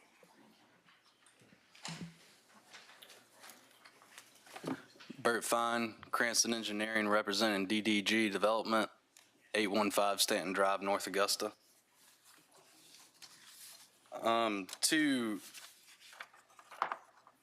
properly address the rezoning application, I was wondering if you all could present the colored map that was submitted. It's titled the zoning exhibit. If not, I have it in front of me. I could put it on the camera.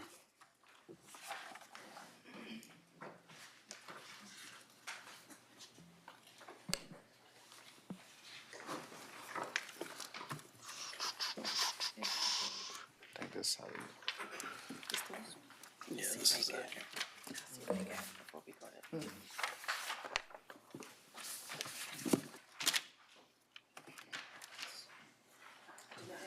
Oh. Do you have this one?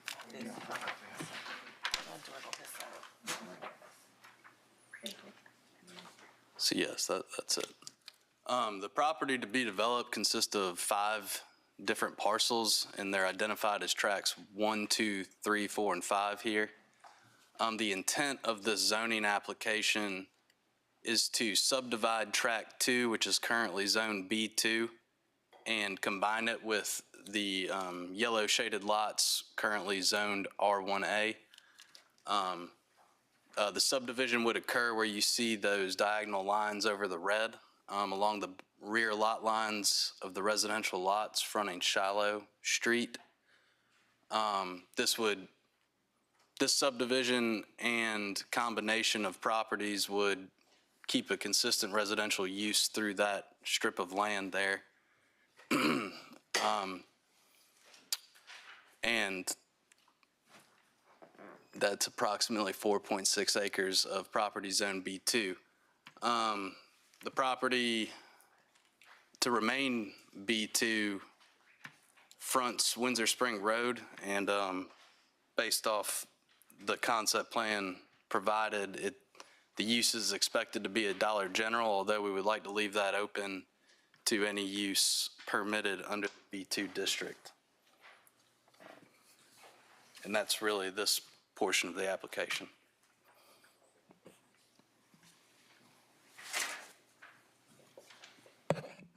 Thank you, sir.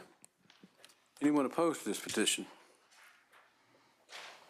Staff have, not staff, commissioners have any questions?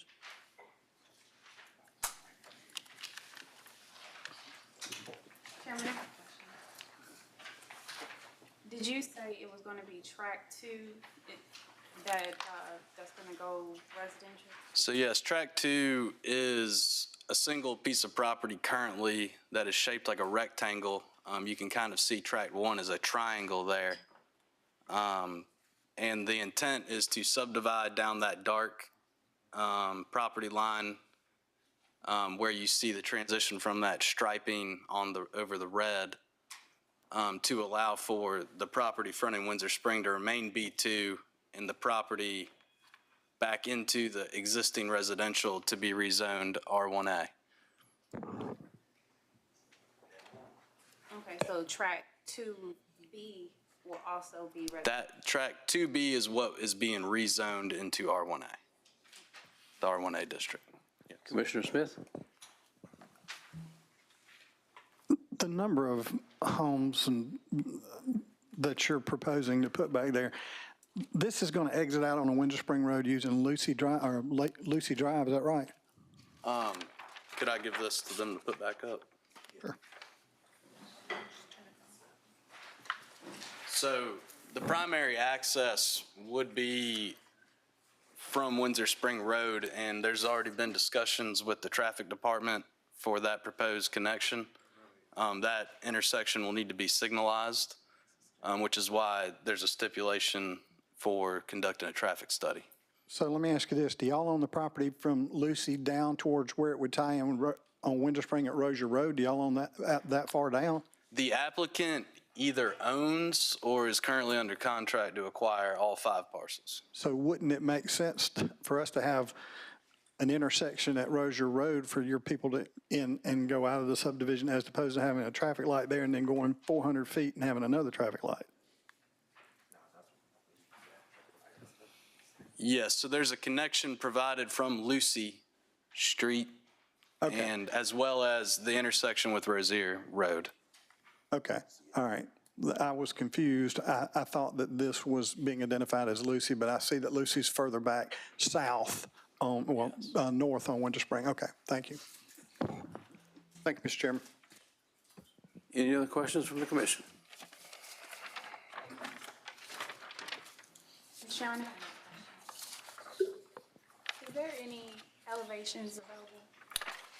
There was, I printed them out and brought them with me. They were included in the application. That is kind of tied to the special exception request in item 12 of the agenda. But I'm happy to provide them and discuss that later.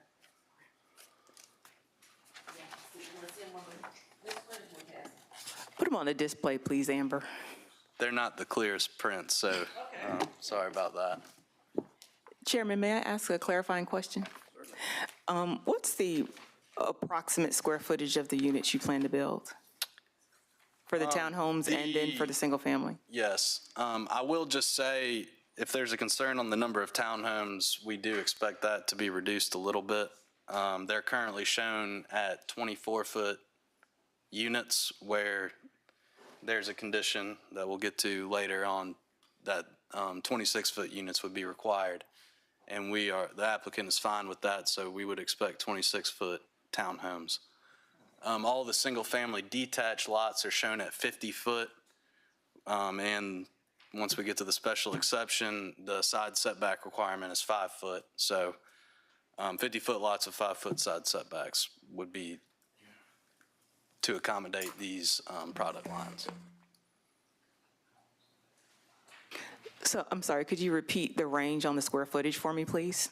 I cannot speak to that exactly, but I would expect the homes to be about 60 to 70 foot deep and maximum 40-foot widths. There has not been a builder committed to this project yet, but there are some that are interested and will be engaged upon approval of the zoning.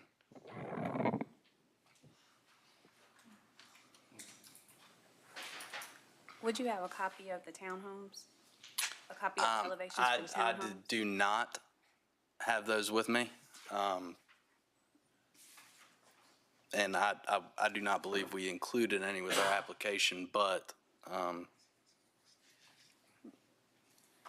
I would expect those to be 50 feet deep by 26 foot wide, 2-story units. Thank you.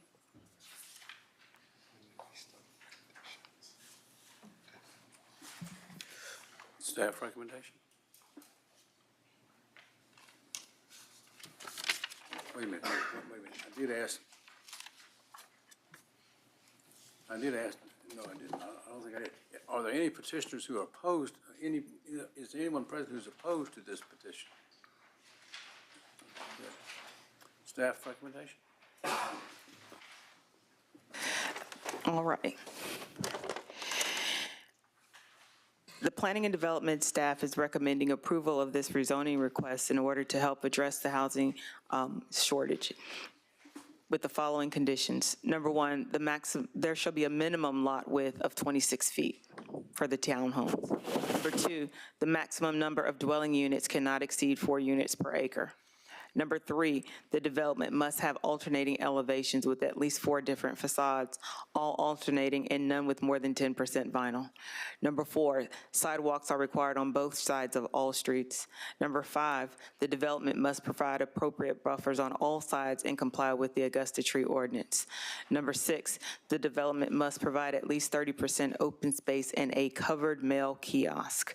Number 7, the amenities must be included within the development, as mentioned, and they must be installed before 50% of the development is permitted. CO'd. Number 8, the development must comply with the minimum parking requirements. And number 9, the development must provide guest parking spaces in the townhome section of the development. And number 10, the development of the property shall comply with all development standards and regulations as set forth by Augusta, Richmond County at the time of development. And this concludes staff's recommendation. Sir, do you agree with the recommendations?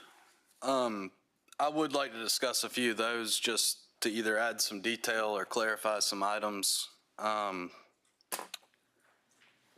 Recommendation 6, it's running straight down the list. Recommendation 3, the development must have alternating elevations with at least 4 different facades, all alternating and none with more than 10% vinyl siding.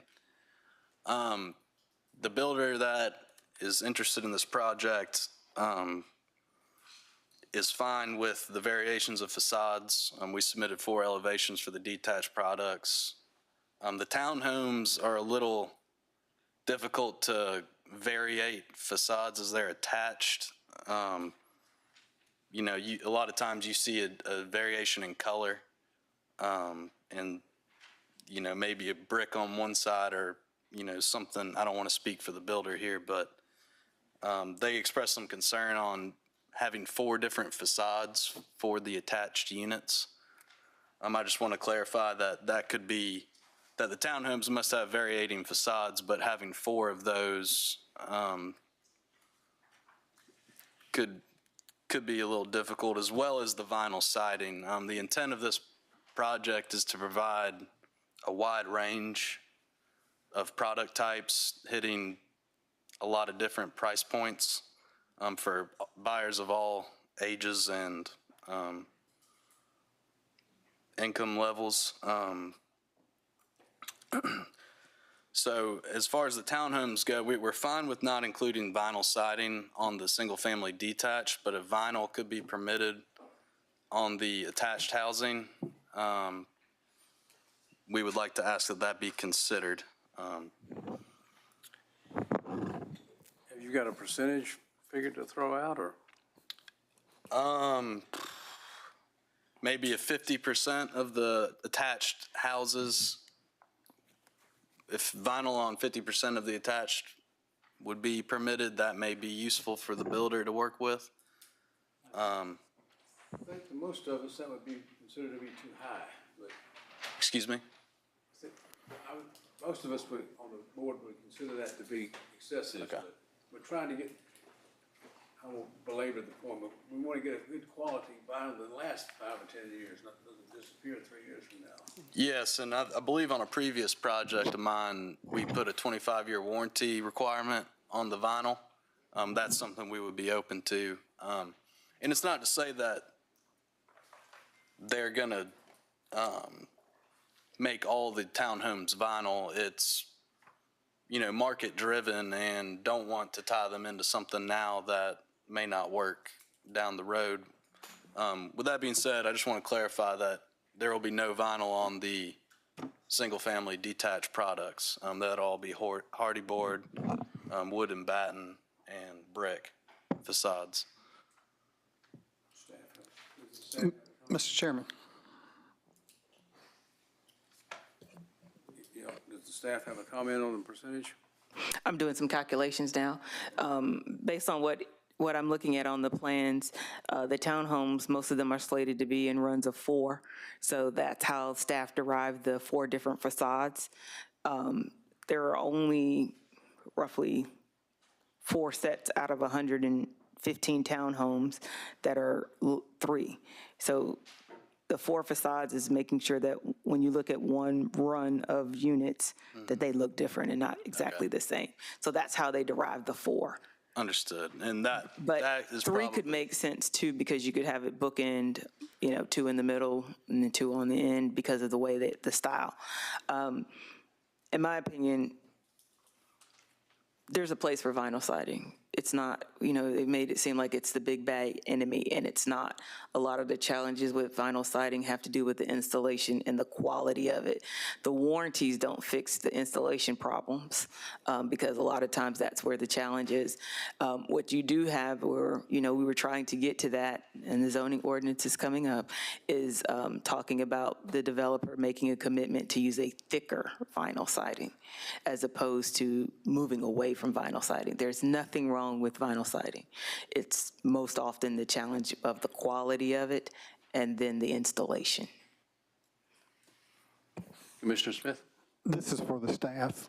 Ms. Delaney, in other meetings that we've held, we've talked extensively about vinyl siding versus hardy board. And I think in every vote we've had, we have been pretty consistent that we would prefer hardy board to be used, or that type product, versus vinyl siding. And the petitioner has said that this should be valued for all different walks of life. But certainly the group that buys at a higher level does not want their property value lowered by the use of cheap vinyl siding. So making it affordable for one group is also going to be at the detriment of the other group. So it's just my opinion on the board, and I'm one vote, is that we try to restrict the use of vinyl siding as much as we can to provide value for the people that are paying a higher level for their particular piece of property. And that's just my thought on it. And I wanted to make sure that we had been consistent in the past about this hardy board business. Thank you. Staff recommendation. All right. Well, we read him, he had some concerns. Yes. So he only got to the third one. So he had another one, I think. Yes, I've got a couple here, and I'll just run through them all. The development must provide at least 30% open space and a mail kiosk. Based on the special exception, we are well, that's the other application, but based on the requirements that we're asking for in the special exception, that minimum is 20%, or 25%, excuse me. The concept plan shows 26% open space provided. I would like to ask if that number could be adjusted to 25% to correlate with the concept, unless there was an issue with staff where that would not be acceptable. The other recommendations I would like some additional clarification on are 8 and 9. The development must comply with the minimum parking requirements. The development must provide guest parking spaces in the townhome section of the development. I just want to clarify in writing what that rate is for the townhome section. I believe for the single-family detached, we're required 2 spaces per unit, and then the townhomes require 2.5 spaces per unit. And would that half space per unit for the townhomes be the guest parking requirement, or would we have to apply additional parking? For the townhome section of the neighborhood, you have to have guest parking, designated guest parking. It is not the half space. It is separate. So that has to be accounted for. Okay, is there a specific rate in the ordinance defined? A ratio? Yeah, okay. Yep. Okay, I just want to make sure that that was available to us. And that's really my concerns there. So aside from the open space adjustment and allowing for vinyl on the townhomes, I would like to ask that those be considered. I wanted to clarify too, the reduction in open space would be a Board of Zoning appeals? So under the special exception we're asking for, we have to comply with Section 13 of the zoning ordinance, R1E, which has an open space requirement of 25% of the development, where our concept showed 26%. So you want to develop at the R1E? If we could comply with the minimum of the R1E. Okay. Does that clarify? Yes, but I don't want to run them all together, one thing at a time, so. So that's a separate thing. But in this case, planning commissioners, the siding. Chairman, I wanted to ask Director Delaney. So it sounds like, I guess we all are in agreement with the detached portion of this development with the 4 alternating elevations and the limited usage of vinyl siding. But far as the attached, how would you retool the recommendation 3 to be a little bit more lenient? What would be acceptable? I think, because I know I heard you say it could be done with 3 different facades the way that the elevations are configured for the attached portion. Is that correct? Mm-hmm. Therefore, the bulk of the townhome development is set in quads. So there's a run of 4 attached units and then a couple with 3 attached units. With regard to the vinyl siding, I think we have, as Commissioner Smith said, been trying to limit the use of the vinyl all throughout the development. What we want to make sure we make space for is for vinyl is a viable product. To have 10% of 200 homes, over 200 plus homes, and say that only 10% of it can be vinyl, you're putting some limitations in regards to the aesthetic and the variation. So you want to look at the quantity of units also. I think even if you said, well, you cannot do vinyl on the front, then you get all of them with this Fort Augusta red brick or, you know, the white brick. And so we want to be considerate, we want to be thoughtful. We can say varying facades, but I do think that sometimes when you say that it's only 10%, that I understand the developer's perspective in regards to they're going to build several of the same homes, change a few features. Being able to change the exterior elements is going to be key. So I think if you're looking for a number, I would say about 30%. If you hard press me for a number, I'm going to say 30%. Mr. Chairman, can I ask the petitioner a question? With that revised recommendation to number 3 with the 30%, would that be a little bit more favorable for you? That would be more favorable to open up a little more opportunity for the builder. And again, it would only be on the attached portion of the project. Just the way that the recommendation reads is that only, and the way that I read it is no more than 10% of the facade can be vinyl siding, which would maybe leave all the facades or a brick exterior walls with vinyl gables or something of that nature. We would just like the opportunity to use vinyl in the townhomes to some extent. Mr. Chairman, I would like to see the recommendations reflect the revised recommendation that Director Delaney just mentioned from the 10% increase to the 30. Shall I read the recommendations again based off of the conversation and see if I'm getting to where we want to be? Where you would like to be? Okay. So condition number 1, there shall be a minimum lot width of 26 feet on the attached portion of the development for the attached units. Number 2, the maximum number of dwelling units cannot exceed 4 units per acre. Number 3, the development must have the attached portion of the development must have alternating elevations with at least 4 different facades. We can change that to 3 different facades, all alternating and with no more than 30% vinyl siding. Number 4, sidewalks are required on both sides of the street.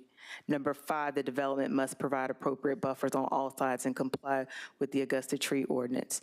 Number 6, the development must provide at least a 30% open space and a covered mail kiosk.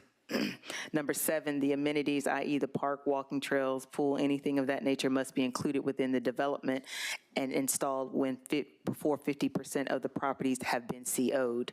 Number 8, the development must comply with the minimum parking requirements.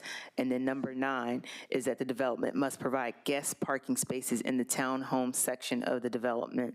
And then number 10, the development of the property shall comply with the development standards. And then number 11 is there shall be no vinyl siding on the single-family portion of the development, and that would conclude the revised recommendation. The only additional revision I would like to ask to consider is recommendation 6 for the 30% open space. The minimum per the special exception we're asking for later on on the agenda is 25%. We could easily work with 30, but all that would do is shorten the backyards of some of those lots and depreciate the value of the lot and also just the nature of the neighborhood. For clarification's sake, we cannot do a reduction in the open space in this particular application. That has to be a separate application. Understood. Okay, we're. Any motion? Chair will entertain a motion. Move to approve with this. What do you accept the recommendation? Is he okay with the recommendations? Yes. You okay with the recommendations? Yes, sir. Move to approve with the staff recommendations. Second. So there's a motion to approve Z2434 with staff 11 recommendations. All in favor of the approval, say aye. Aye. Any opposed, say no. Thank you. Say no. Smith.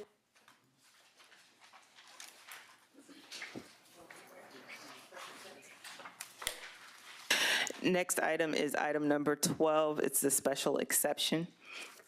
I got a little ahead of myself before. So the special exception is a petition by DDG Development LLC requesting a special exception per section 9-2A of the Comprehensive Zoning Ordinance to construct one-family attached and detached dwellings affecting property containing approximately 61.54 acres located at 2355 Windsor Spring Road, 2500 Craven Street, 2421 Windsor Spring Road, and 3401 Lucy Street. And staff will present.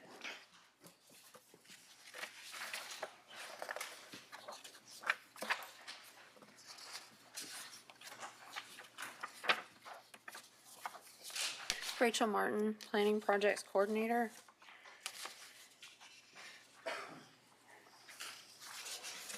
Sorry, I lost my place. I apologize. This applicant is requesting a special exception to establish a mixed residential development with both single-family attached and detached lots. The applicant is also requesting a special exception for a reduction in lot size. The total acreage of all tracts is approximately 62.6 acres of undeveloped wooded land.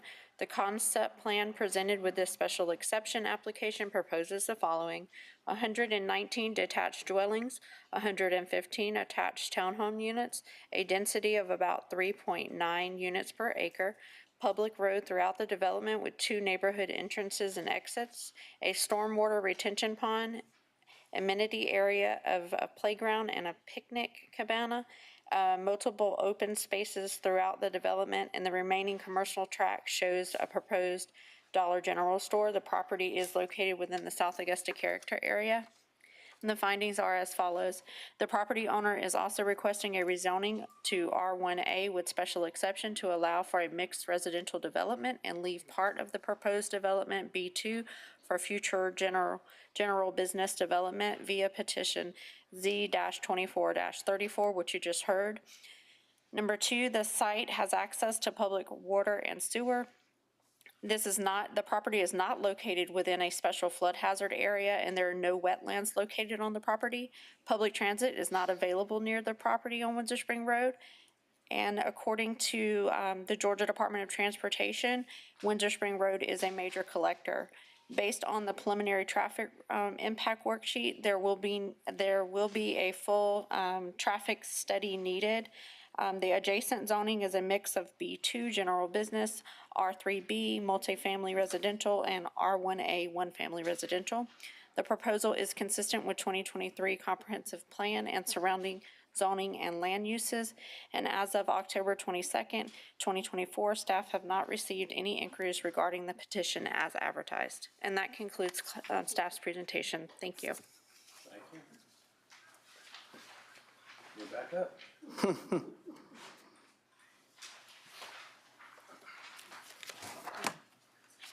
Bert Fine, Cranston Engineering, representing DDG Development, 815 Stanton Drive, North Augusta. This application is tied to the previous zoning request. The special exception that we're applying for is to allow for a smaller lot width and a mix of townhomes or attached single-family units and detached single-family units. The special exception is to comply with Section 13 of the ordinance as opposed to Section 9. Section 13 is the R1E zoning district and does not have a maximum lot size or a minimum lot size and allows for detached housing. The stipulation there is that we do not exceed 4 units per acre of density. And my understanding is this is for properties that pose a challenge where, you know, in this case, it would be a geometric restraint with some of the, with the configuration of the property as shown. You can see there's several triangular shaped pieces that really are not able to be developed in this case. Other than that, I'm happy to answer any questions here.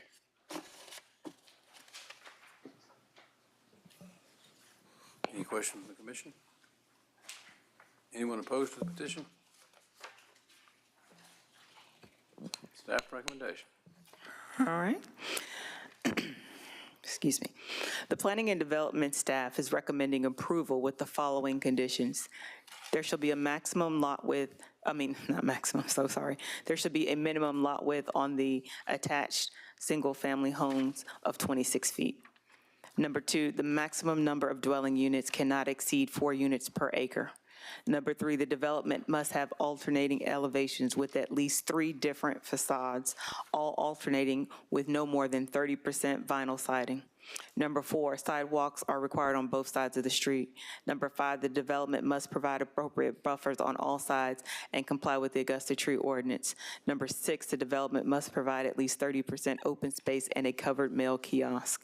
Number 7, the amenities, park, walking trails, pools, etc., must be included in the development and installed within 50% of the properties being CO'd, or certificate of occupancy. And then number 8, the development must comply with the minimum parking requirements.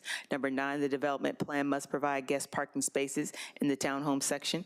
Number 10, the development of the property shall comply with all development standards and regulations set forth in the city of Augusta, Richmond County, Georgia, as amended at the time of development. And then number 11, there shall be no vinyl siding used in the single-family detached portion of the development. And that concludes staff's recommendation. Sir, do you accept the recommendations? Again, the open space is recommended to be at 30%, where the code that we are, the ordinance, or section 13-9. He's accurate. My apologies. Yes. He is accurate. The ordinance for R1E, section 13, is not less than 25%. So I apologize for that misstep. I rewrote it wrong. But that would be what the special exception would cover, 25%. So In that case, we approve those recommendations. Chair will entertain a motion. Approve. Second.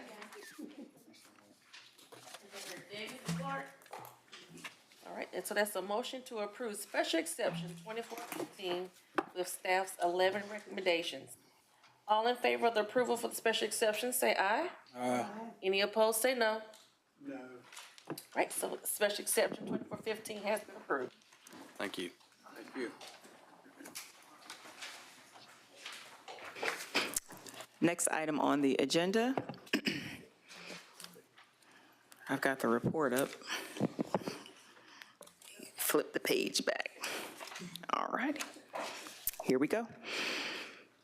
Item number 9, Z-24-35, is a petition by Sibley Mill LLC on behalf of the Augusta Canal Authority requesting a rezoning from light industrial to Zone B2 general business, affecting properties containing approximately 13.93 acres located at 1705, 1717, and 1721 Goodrich Street.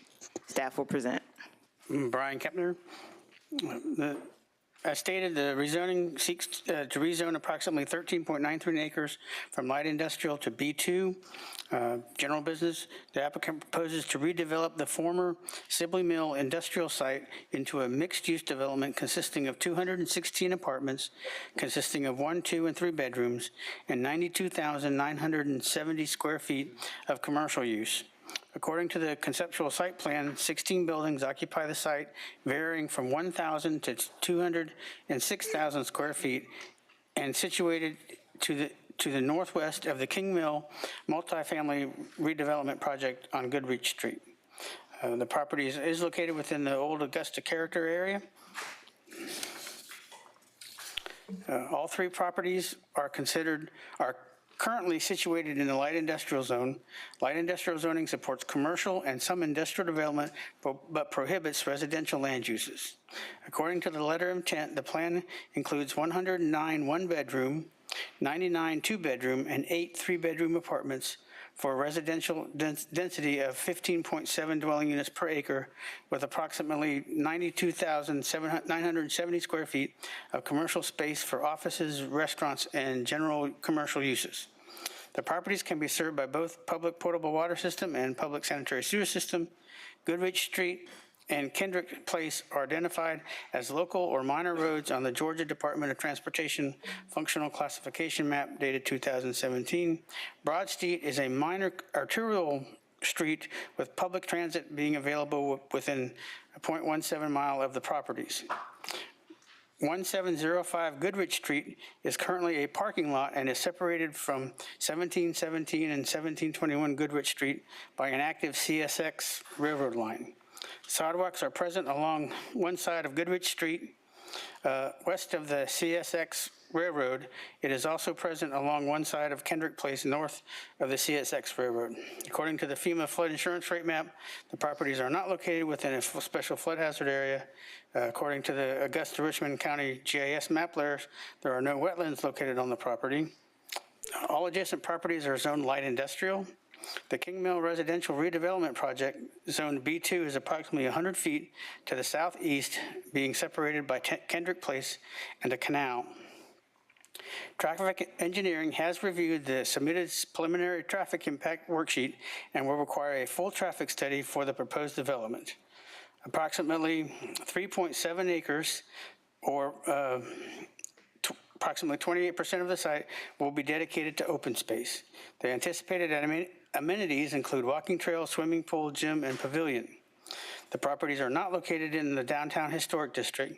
The properties are located within the planned development riverfront zone. Properties are part of the Augusta Canal National Heritage Area, also known as the Augusta Canal Industrial District, as is King Mill. The owners of the property, the Augusta Canal Authority, are requesting that a portion of the property consisting of approximately 1.43 acres, the crosshatched area that's submitted on the conceptual plan that is currently being used to generate hydroelectric power remain light industrial, with the Canal Authority retaining ownership, which will create the need to subdivide the property. The smokestack located on the property is the only remnant of the Confederate powder works from the Civil War, and it will remain. The proposed redevelopment is consistent with the 2023 Comprehensive Plan, which supports redevelopment projects that stabilize neighborhoods and enhance their attractiveness as places to live, work, and play. The developers propose to restore the existing brick masonry on the exterior of the buildings, matching any new brick as close as possible to the existing brick. At the time of completion of the report, staff has not received any inquiries concerning the application, and that concludes staff's report. Thank you. Is the petitioner present? Sir, if you'd come up and give us your name and address and a brief overview of the project.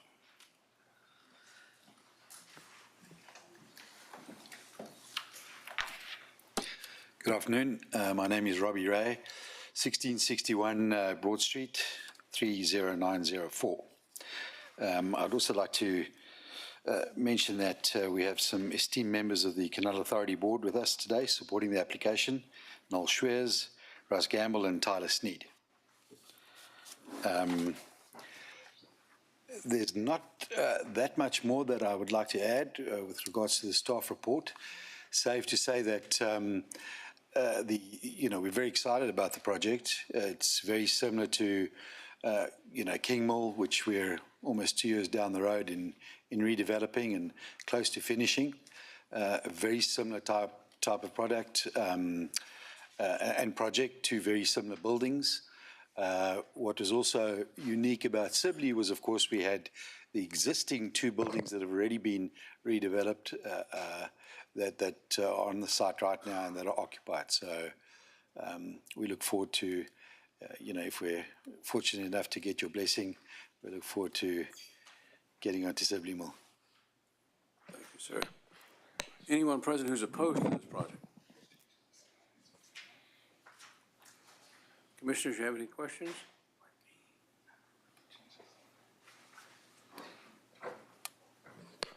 Staff recommendation. All right, so Carla had to leave a little early here, so I'm filling in for her. Recommendation for planning and development staff is approval of the rezoning of the property from LI to B2, except for approximately 1.43 acres to be retained by the Augusta Canal Authority with the following conditions. That overall density should not exceed, and we're making a correction here, 17 units per acre. Number 2, permitted uses shall be limited to multifamily apartments, office, retail, and restaurant uses. Number 3, a minimum of 25% of the site shall be dedicated to open space. Next one, a traffic study is required by Augusta Traffic Engineering prior to submission for site plan approval. Number 5, the development shall also comply with the planned development riverfront PDR zone in section 25-A of the comprehensive zoning ordinance. 6, that the subdivision of the property shall be completed for the portion of the property being retained by the Augusta Canal Authority with LI light industrial zoning. Number 7, a full traffic study shall be submitted to the Augusta Traffic Engineering Department prior to submittal for site plan review. Number 8, that approval of the rezoning request does not constitute approval of a conceptual site plan submitted with this rezoning application. The proposed development shall obtain site plan approval in compliance with site plan regulations of Augusta, Georgia prior to construction commencing on the property. And the final condition is that development of the property shall comply with all development standards and regulations set forth by the City of Augusta, Richmond County, Georgia, as amended at the time of development. That concludes staff's recommendation. So do you agree with the recommendation? Yes, thank you. Chair will entertain the motion. Who was, I didn't hear, who requested? Okay. Okay. Okay. So we're going to do a roll call. Let's just go ahead and do it all. All in favor? Okay. All in favor for approval with conditions for Z-2435, raise your hand. All right, looks unanimous. Thank you so much. Thank you very much. Have a great day. Thank you, sir. All right. So the next item here is mine, by the way. It's Z-2436. This is a petition by Charter General LLC on behalf of Maestro Nueva Vida INC requesting a rezoning to amend B2 general business zoning conditions from zoning KZ-0699 affecting property containing 4.49 acres located at 2869 Deansbridge Road. This is tax map 085-4-067-00-0. One moment, please.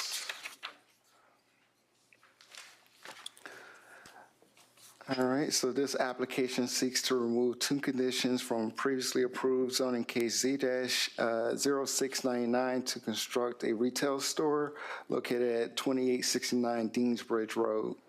Property contains a 4.49 acres and has a frontage along Deansbridge and Cornelia Road.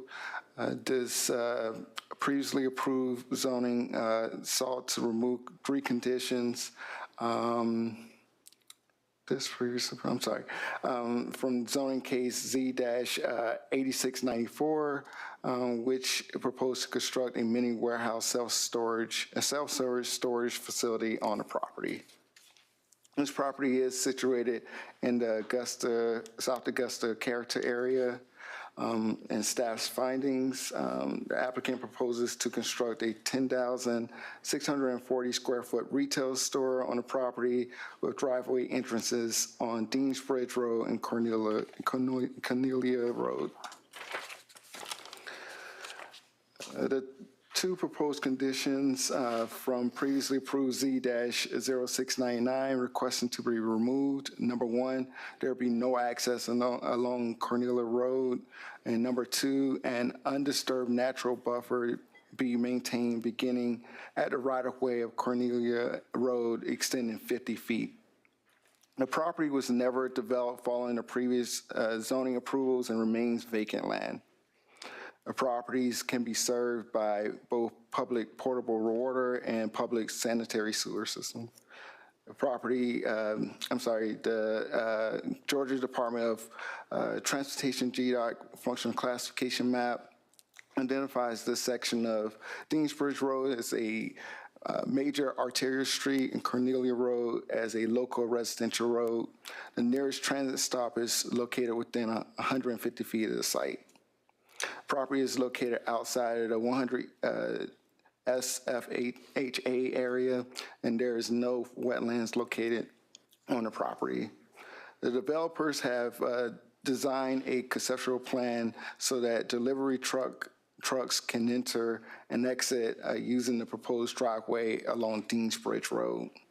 The proposed conceptual site plan submitted meets all required setbacks and satisfies the minimum parking requirement of 54 spaces. The rezoning request is consistent with the 2023 comprehensive plan, and that tree ordinance must also be met. Number three, no lit signage allowed along Cornelia Road. Number four, there should be a 50-foot undisturbed landscape buffer along the rear of the property.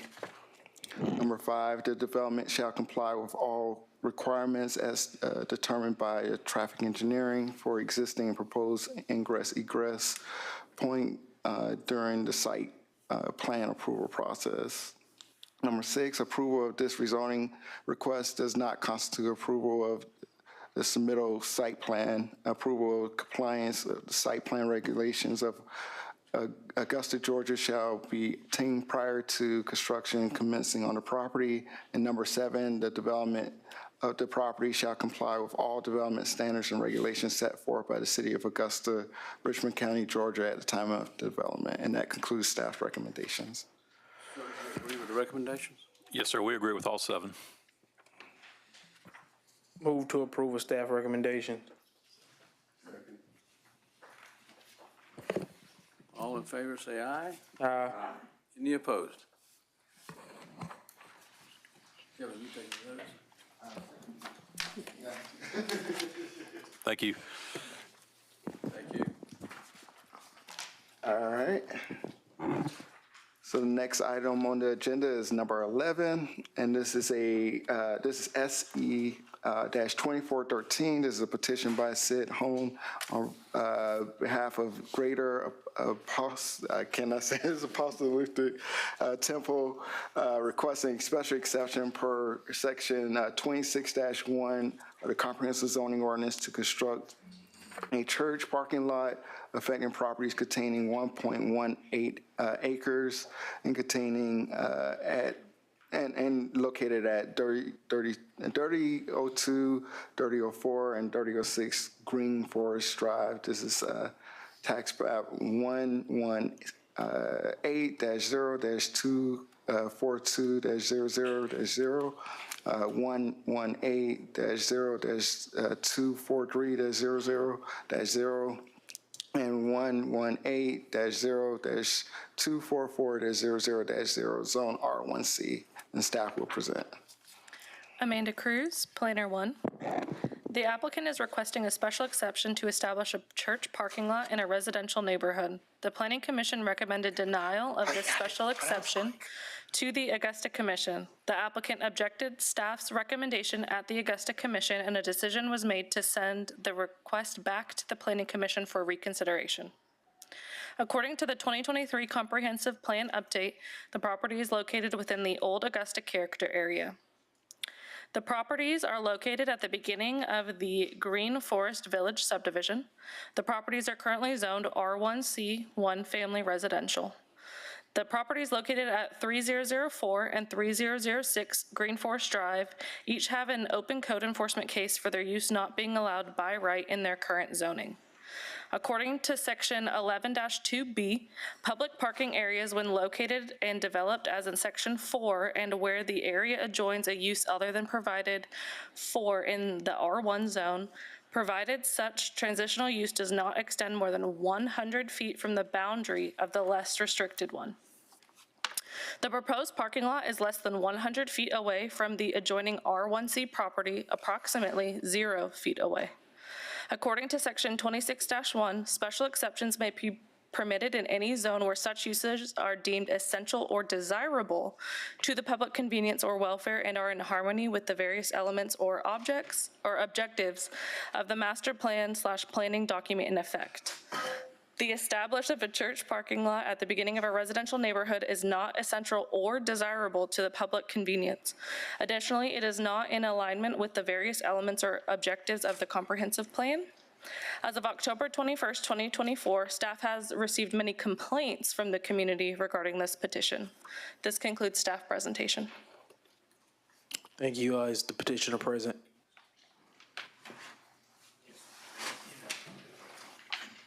Sir, if you would come up and state your name and address and the purpose of your petition.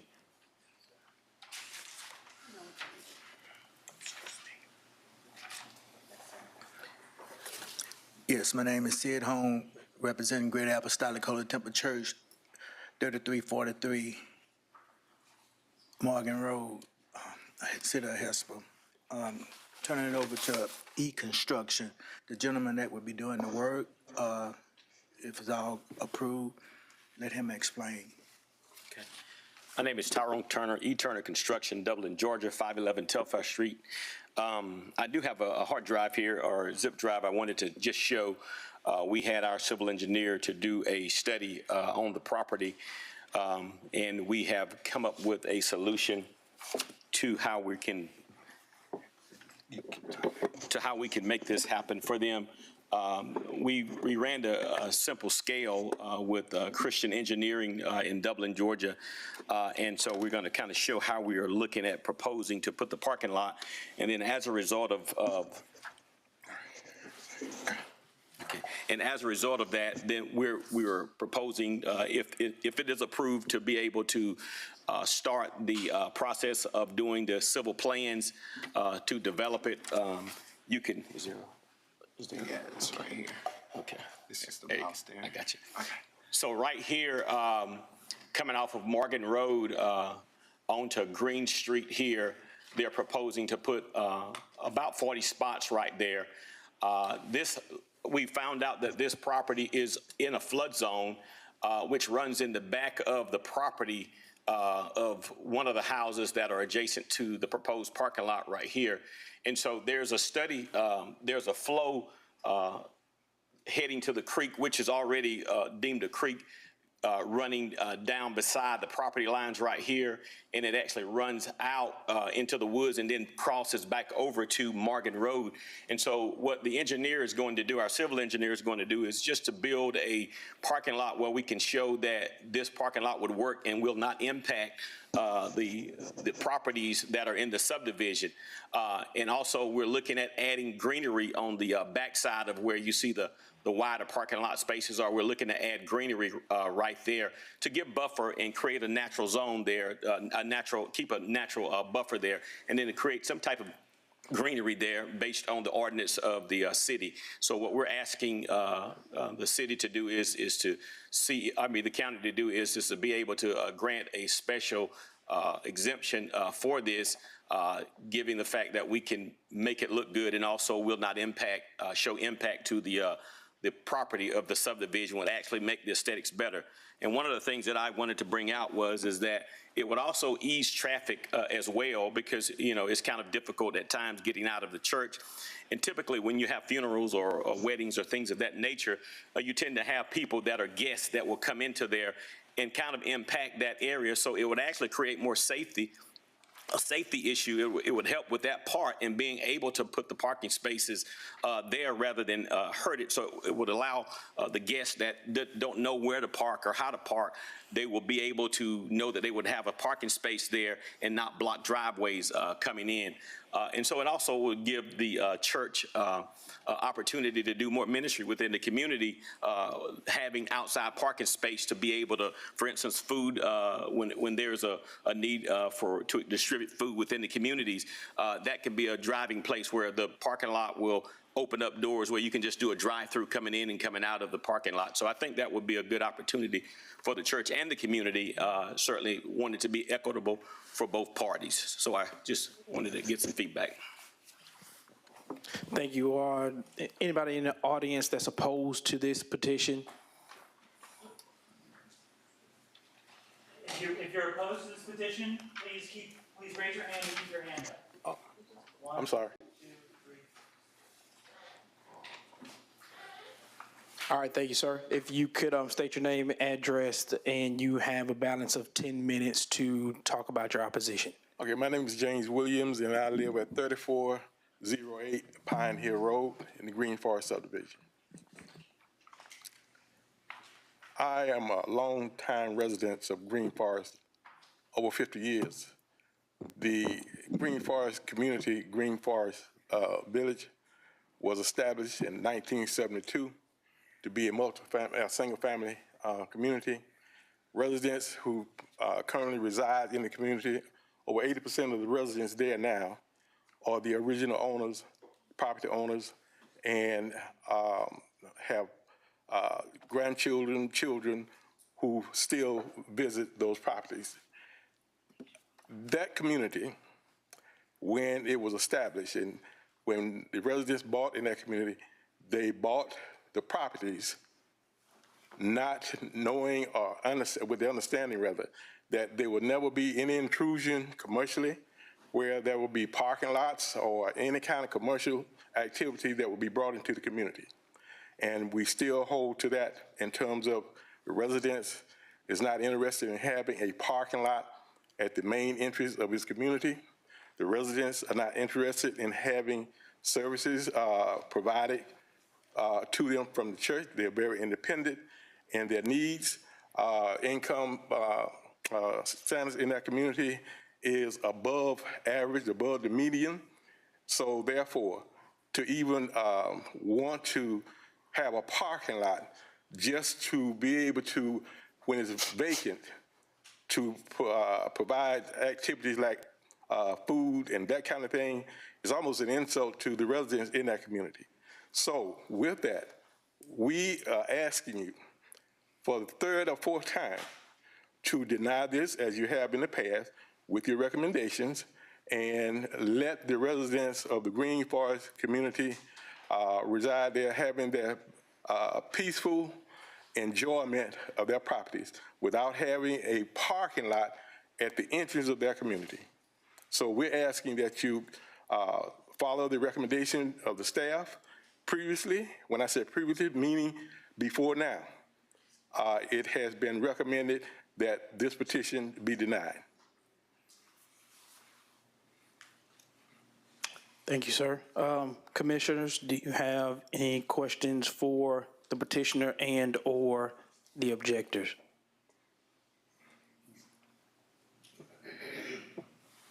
Seeing none, staff recommendation. The Planning and Development staff is recommending denial of this special exception to establish a church parking lot as it does not comply with Section 11-2B nor Section 26-1 of the Comprehensive Zoning Ordinance. This concludes staff's recommendation. Chair, entertain a motion. I'll second it. There was a motion to deny by Spencer and Smith. That's special exception 2413. All in favor of the denial, say aye. Aye. I didn't hear you. You want to do a roll call? Okay. Well, we're going to do a roll call vote. I do apologize. All right, so Commissioner Prince, how do you vote for special exception 2413? Commissioner Davis? Commissioner Malice? Commissioner Poozer? No to the denial. Commissioner Spencer? Commissioner Owens? Deny. Commissioner Smith? Deny. And Commissioner Clark? Deny. All right, so special exception 2413 has been denied. This application will be heard by the full Augusta Commission on Tuesday, November 19th. We recommend that everyone who has interest make themselves available in person. Thank you.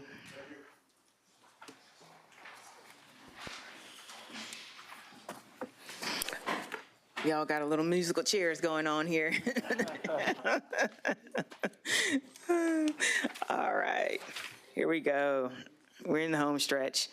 Next up, we have special exception 24-16, and it is a petition by Tyler Smith on behalf of 3831 Wrightsboro LLC, requesting a special exception per section 22-2A of the Comprehensive Zoning Ordinance to construct an auto body and repair shop affecting property containing approximately 2.72 acres located at 3831 Wrightsboro Road. Staff will present. Amanda Cruz, Planner 1. This special exception involves a 2.72 acre tract located in a B2 general business zoning along Wrightsboro Road. The request is for a special exception to establish an auto body repair shop that specializes in drivable damages. The establishment will not allow for overnight vehicle storage, as the intent is to fix drivable damages within 1 day. The property is located within the Bel Air character area. Auto body repair shops are not allowed by right in B2 general business zones, but may be granted with the approval of a special exception. Section 22-2A of the Comprehensive Zoning Ordinance, auto body and fender repair are permitted by special exception in B2 zones if they generally conform to the following criteria. All repair work and vehicle storage shall be conducted within an area enclosed on all sides by a solid wall or finished board fence not less than 6 feet in height. Compliant with this provision, where their site plan shows all repair work being done inside the main building. Additionally, there are no plans for overnight vehicle storage where patrons will drive their vehicles to the location and leave on the same day. No dismantling of vehicles to obtain auto body parts or other such activities shall be conducted. Compliant with this provision, where vehicles will be put through an assembly line to fix smaller drivable damages within the same day. Lastly, such use shall be located at least 100 feet from any residential district or use. Compliant with this provision, where the closest residential district is approximately 108 feet away and the closest residential use is approximately 485 feet away. The adjacent zoning is a mix of B2 general business, LI light industry, agriculture, RMH, which is manufactured home residential. There are no zoning actions impacting the property. The site has access to public water, but not sewer. According to the FEMA flood insurance rate maps firm, the property is not located within a special flood hazard area. According to the Augusta Richmond County GIS map layer, there are no wetlands located on the property. According to the Georgia Department of Transportation State Functional Classification map, Wrightsboro Road is a principal arterial route. As of September 23rd, 2024, staff have not received any inquiries regarding the petition as advertised. We did receive comments from our utilities department. They stated that there is a 16-inch water line on Wrightsboro Road that is available for their use. There is no sewer in the area of this site. That concludes staff presentation. Is the petitioner present? Sir, if you would come up and give us your name and address and a little overview of your project. Good afternoon. I'm Scott Brantley with Beam Group Real Estate, representing Tyler Smith, who's the owner of Rick's Paint and Body. They're looking to do it's not going to be like the Rick's Paint and Body on Bobby Jones. They're going to be doing a drivable type damage. So it's a new concept that we haven't really seen here, something they do out in the Midwest a lot, but basically they have an assembly line. You'd bring your car in, you'd get out and wait, but they'd load the car in on the assembly line, take it apart, send it to paint, basically runs on rails. So the plan is they're hoping to see about 30 to 45 cars come through a day, 16 employees. But they do not have plans for wrecked cars sitting out back for weeks at a time waiting on parts and stuff to come in. And they do not plan on doing any work outside of the building. Everything will be done inside the building. And from time to time, there, in special circumstances, there may be a part or something that gets delayed, a car that can't be, picked up that very night. But everything that I'm being told, everything will be stored behind a fenced enclosed area that will not be visible from Wrightsboro Road. So when they close at 6 o'clock, there won't be any vehicles that are visible from Wrightsboro Road.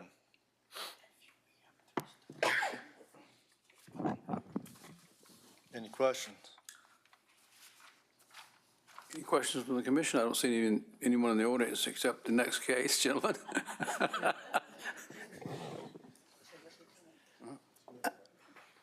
Commissioner Smith? This is for our staff. In our exceptions, this gentleman has just said that this is going to be an assembly line, and there's no place in here that talks about what they do with the damaged parts that come off of a car. And so every paint and body shop I've ever seen has a junk pile out back. And so we've not addressed that in any place in here. Oh, I don't have my mic on. So a couple of things with this special exception. The things we want to remember is that in those typical cases, you would see the property zoned LI, which would allow for a salvage or a junkyard. This particular parcel is zone B2. So everything, including the discarded parts, has to be contained within.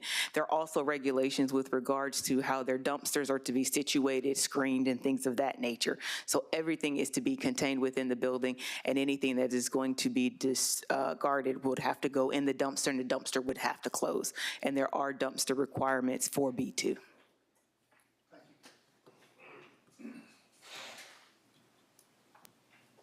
Staff recommendation? All right, the Planning and Development staff is recommending approval of this special exception to establish an auto body repair shop as it complies with the special exception guidelines of Section 22-2A of the Comprehensive Zoning Ordinance with the following condition. Number one, no vehicle shall be stored on the property for more than 48 hours.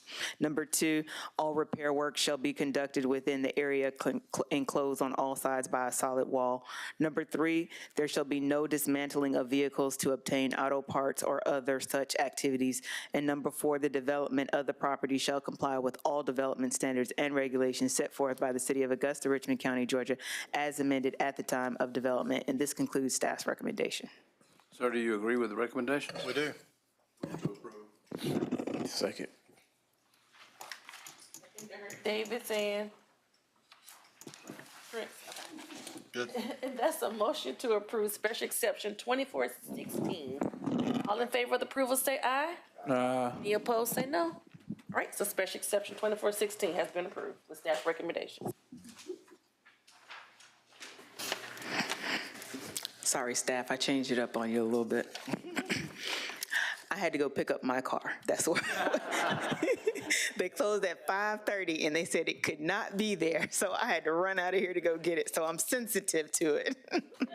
All right. All right, special exception 24-17 is a petition by Studio Lodge of Augusta LLC on behalf of Akbar Mahatni, requesting a special exception per section 22-2E of the Comprehensive Zoning Ordinance to establish an extended stay motel affecting property containing approximately 3.39 acres located at 1052 Clawson Road. Staff will present. All right, Kevin Boyd, once again. The applicant requests special exception to establish an extended stay motel at 1052 Clausen Road. The 3.39 acre tract has a 3-story motel and clubhouse that were constructed between 1998 and 2000. It is situated in the B2 zone and HI heavy industrial zones. And so this property is located in the West Augusta character area, and the extended stay motel, as presented, meets the requirements for all intents and purposes of Section 22-2E of the Comprehensive Zoning Ordinance. The existing motel consists of 3 stories and 114 guest rooms. All guest rooms have kitchenettes. No construction is planned for the site. The clubhouse and pool area will remain on the property. The site meets the minimum required parking of 128 spaces. Guest rooms will be greater than 280 square feet. And they will have round-the-clock staffing or management on site pursuant of the requirements of this ordinance. At the time of completion of the staff report, staff has not received any inquiries regarding this application. That concludes staff's presentation. Thank you, Kevin. Sir, if you'd come up and give us your name and address and a brief overview of the project.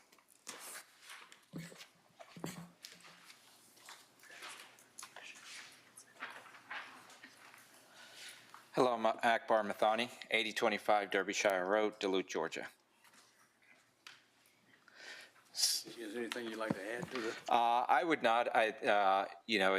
We've recently acquired this property. We operate a number of extended stay properties that are mostly purpose-built, like this one is a purpose-built, used to be a Suburban Studios.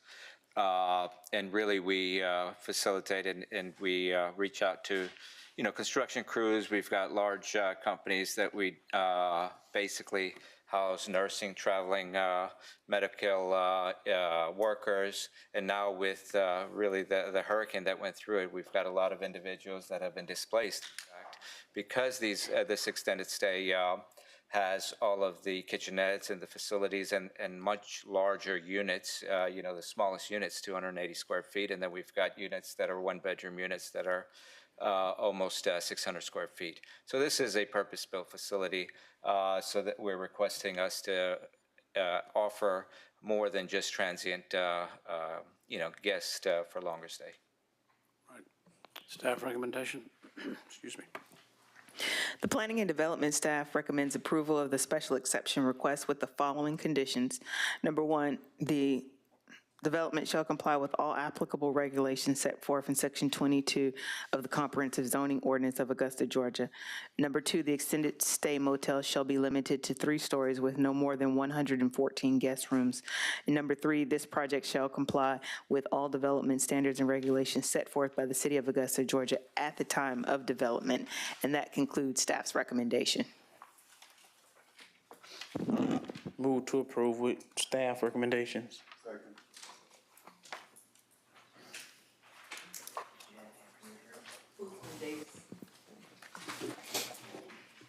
That's an approval of special exception 2417. All in favor say aye. Aye. Any opposed say no. Abstain. Gotcha. Thank you. Have a good evening. Thank you, sir. Anything from legal? Same law department up for the legal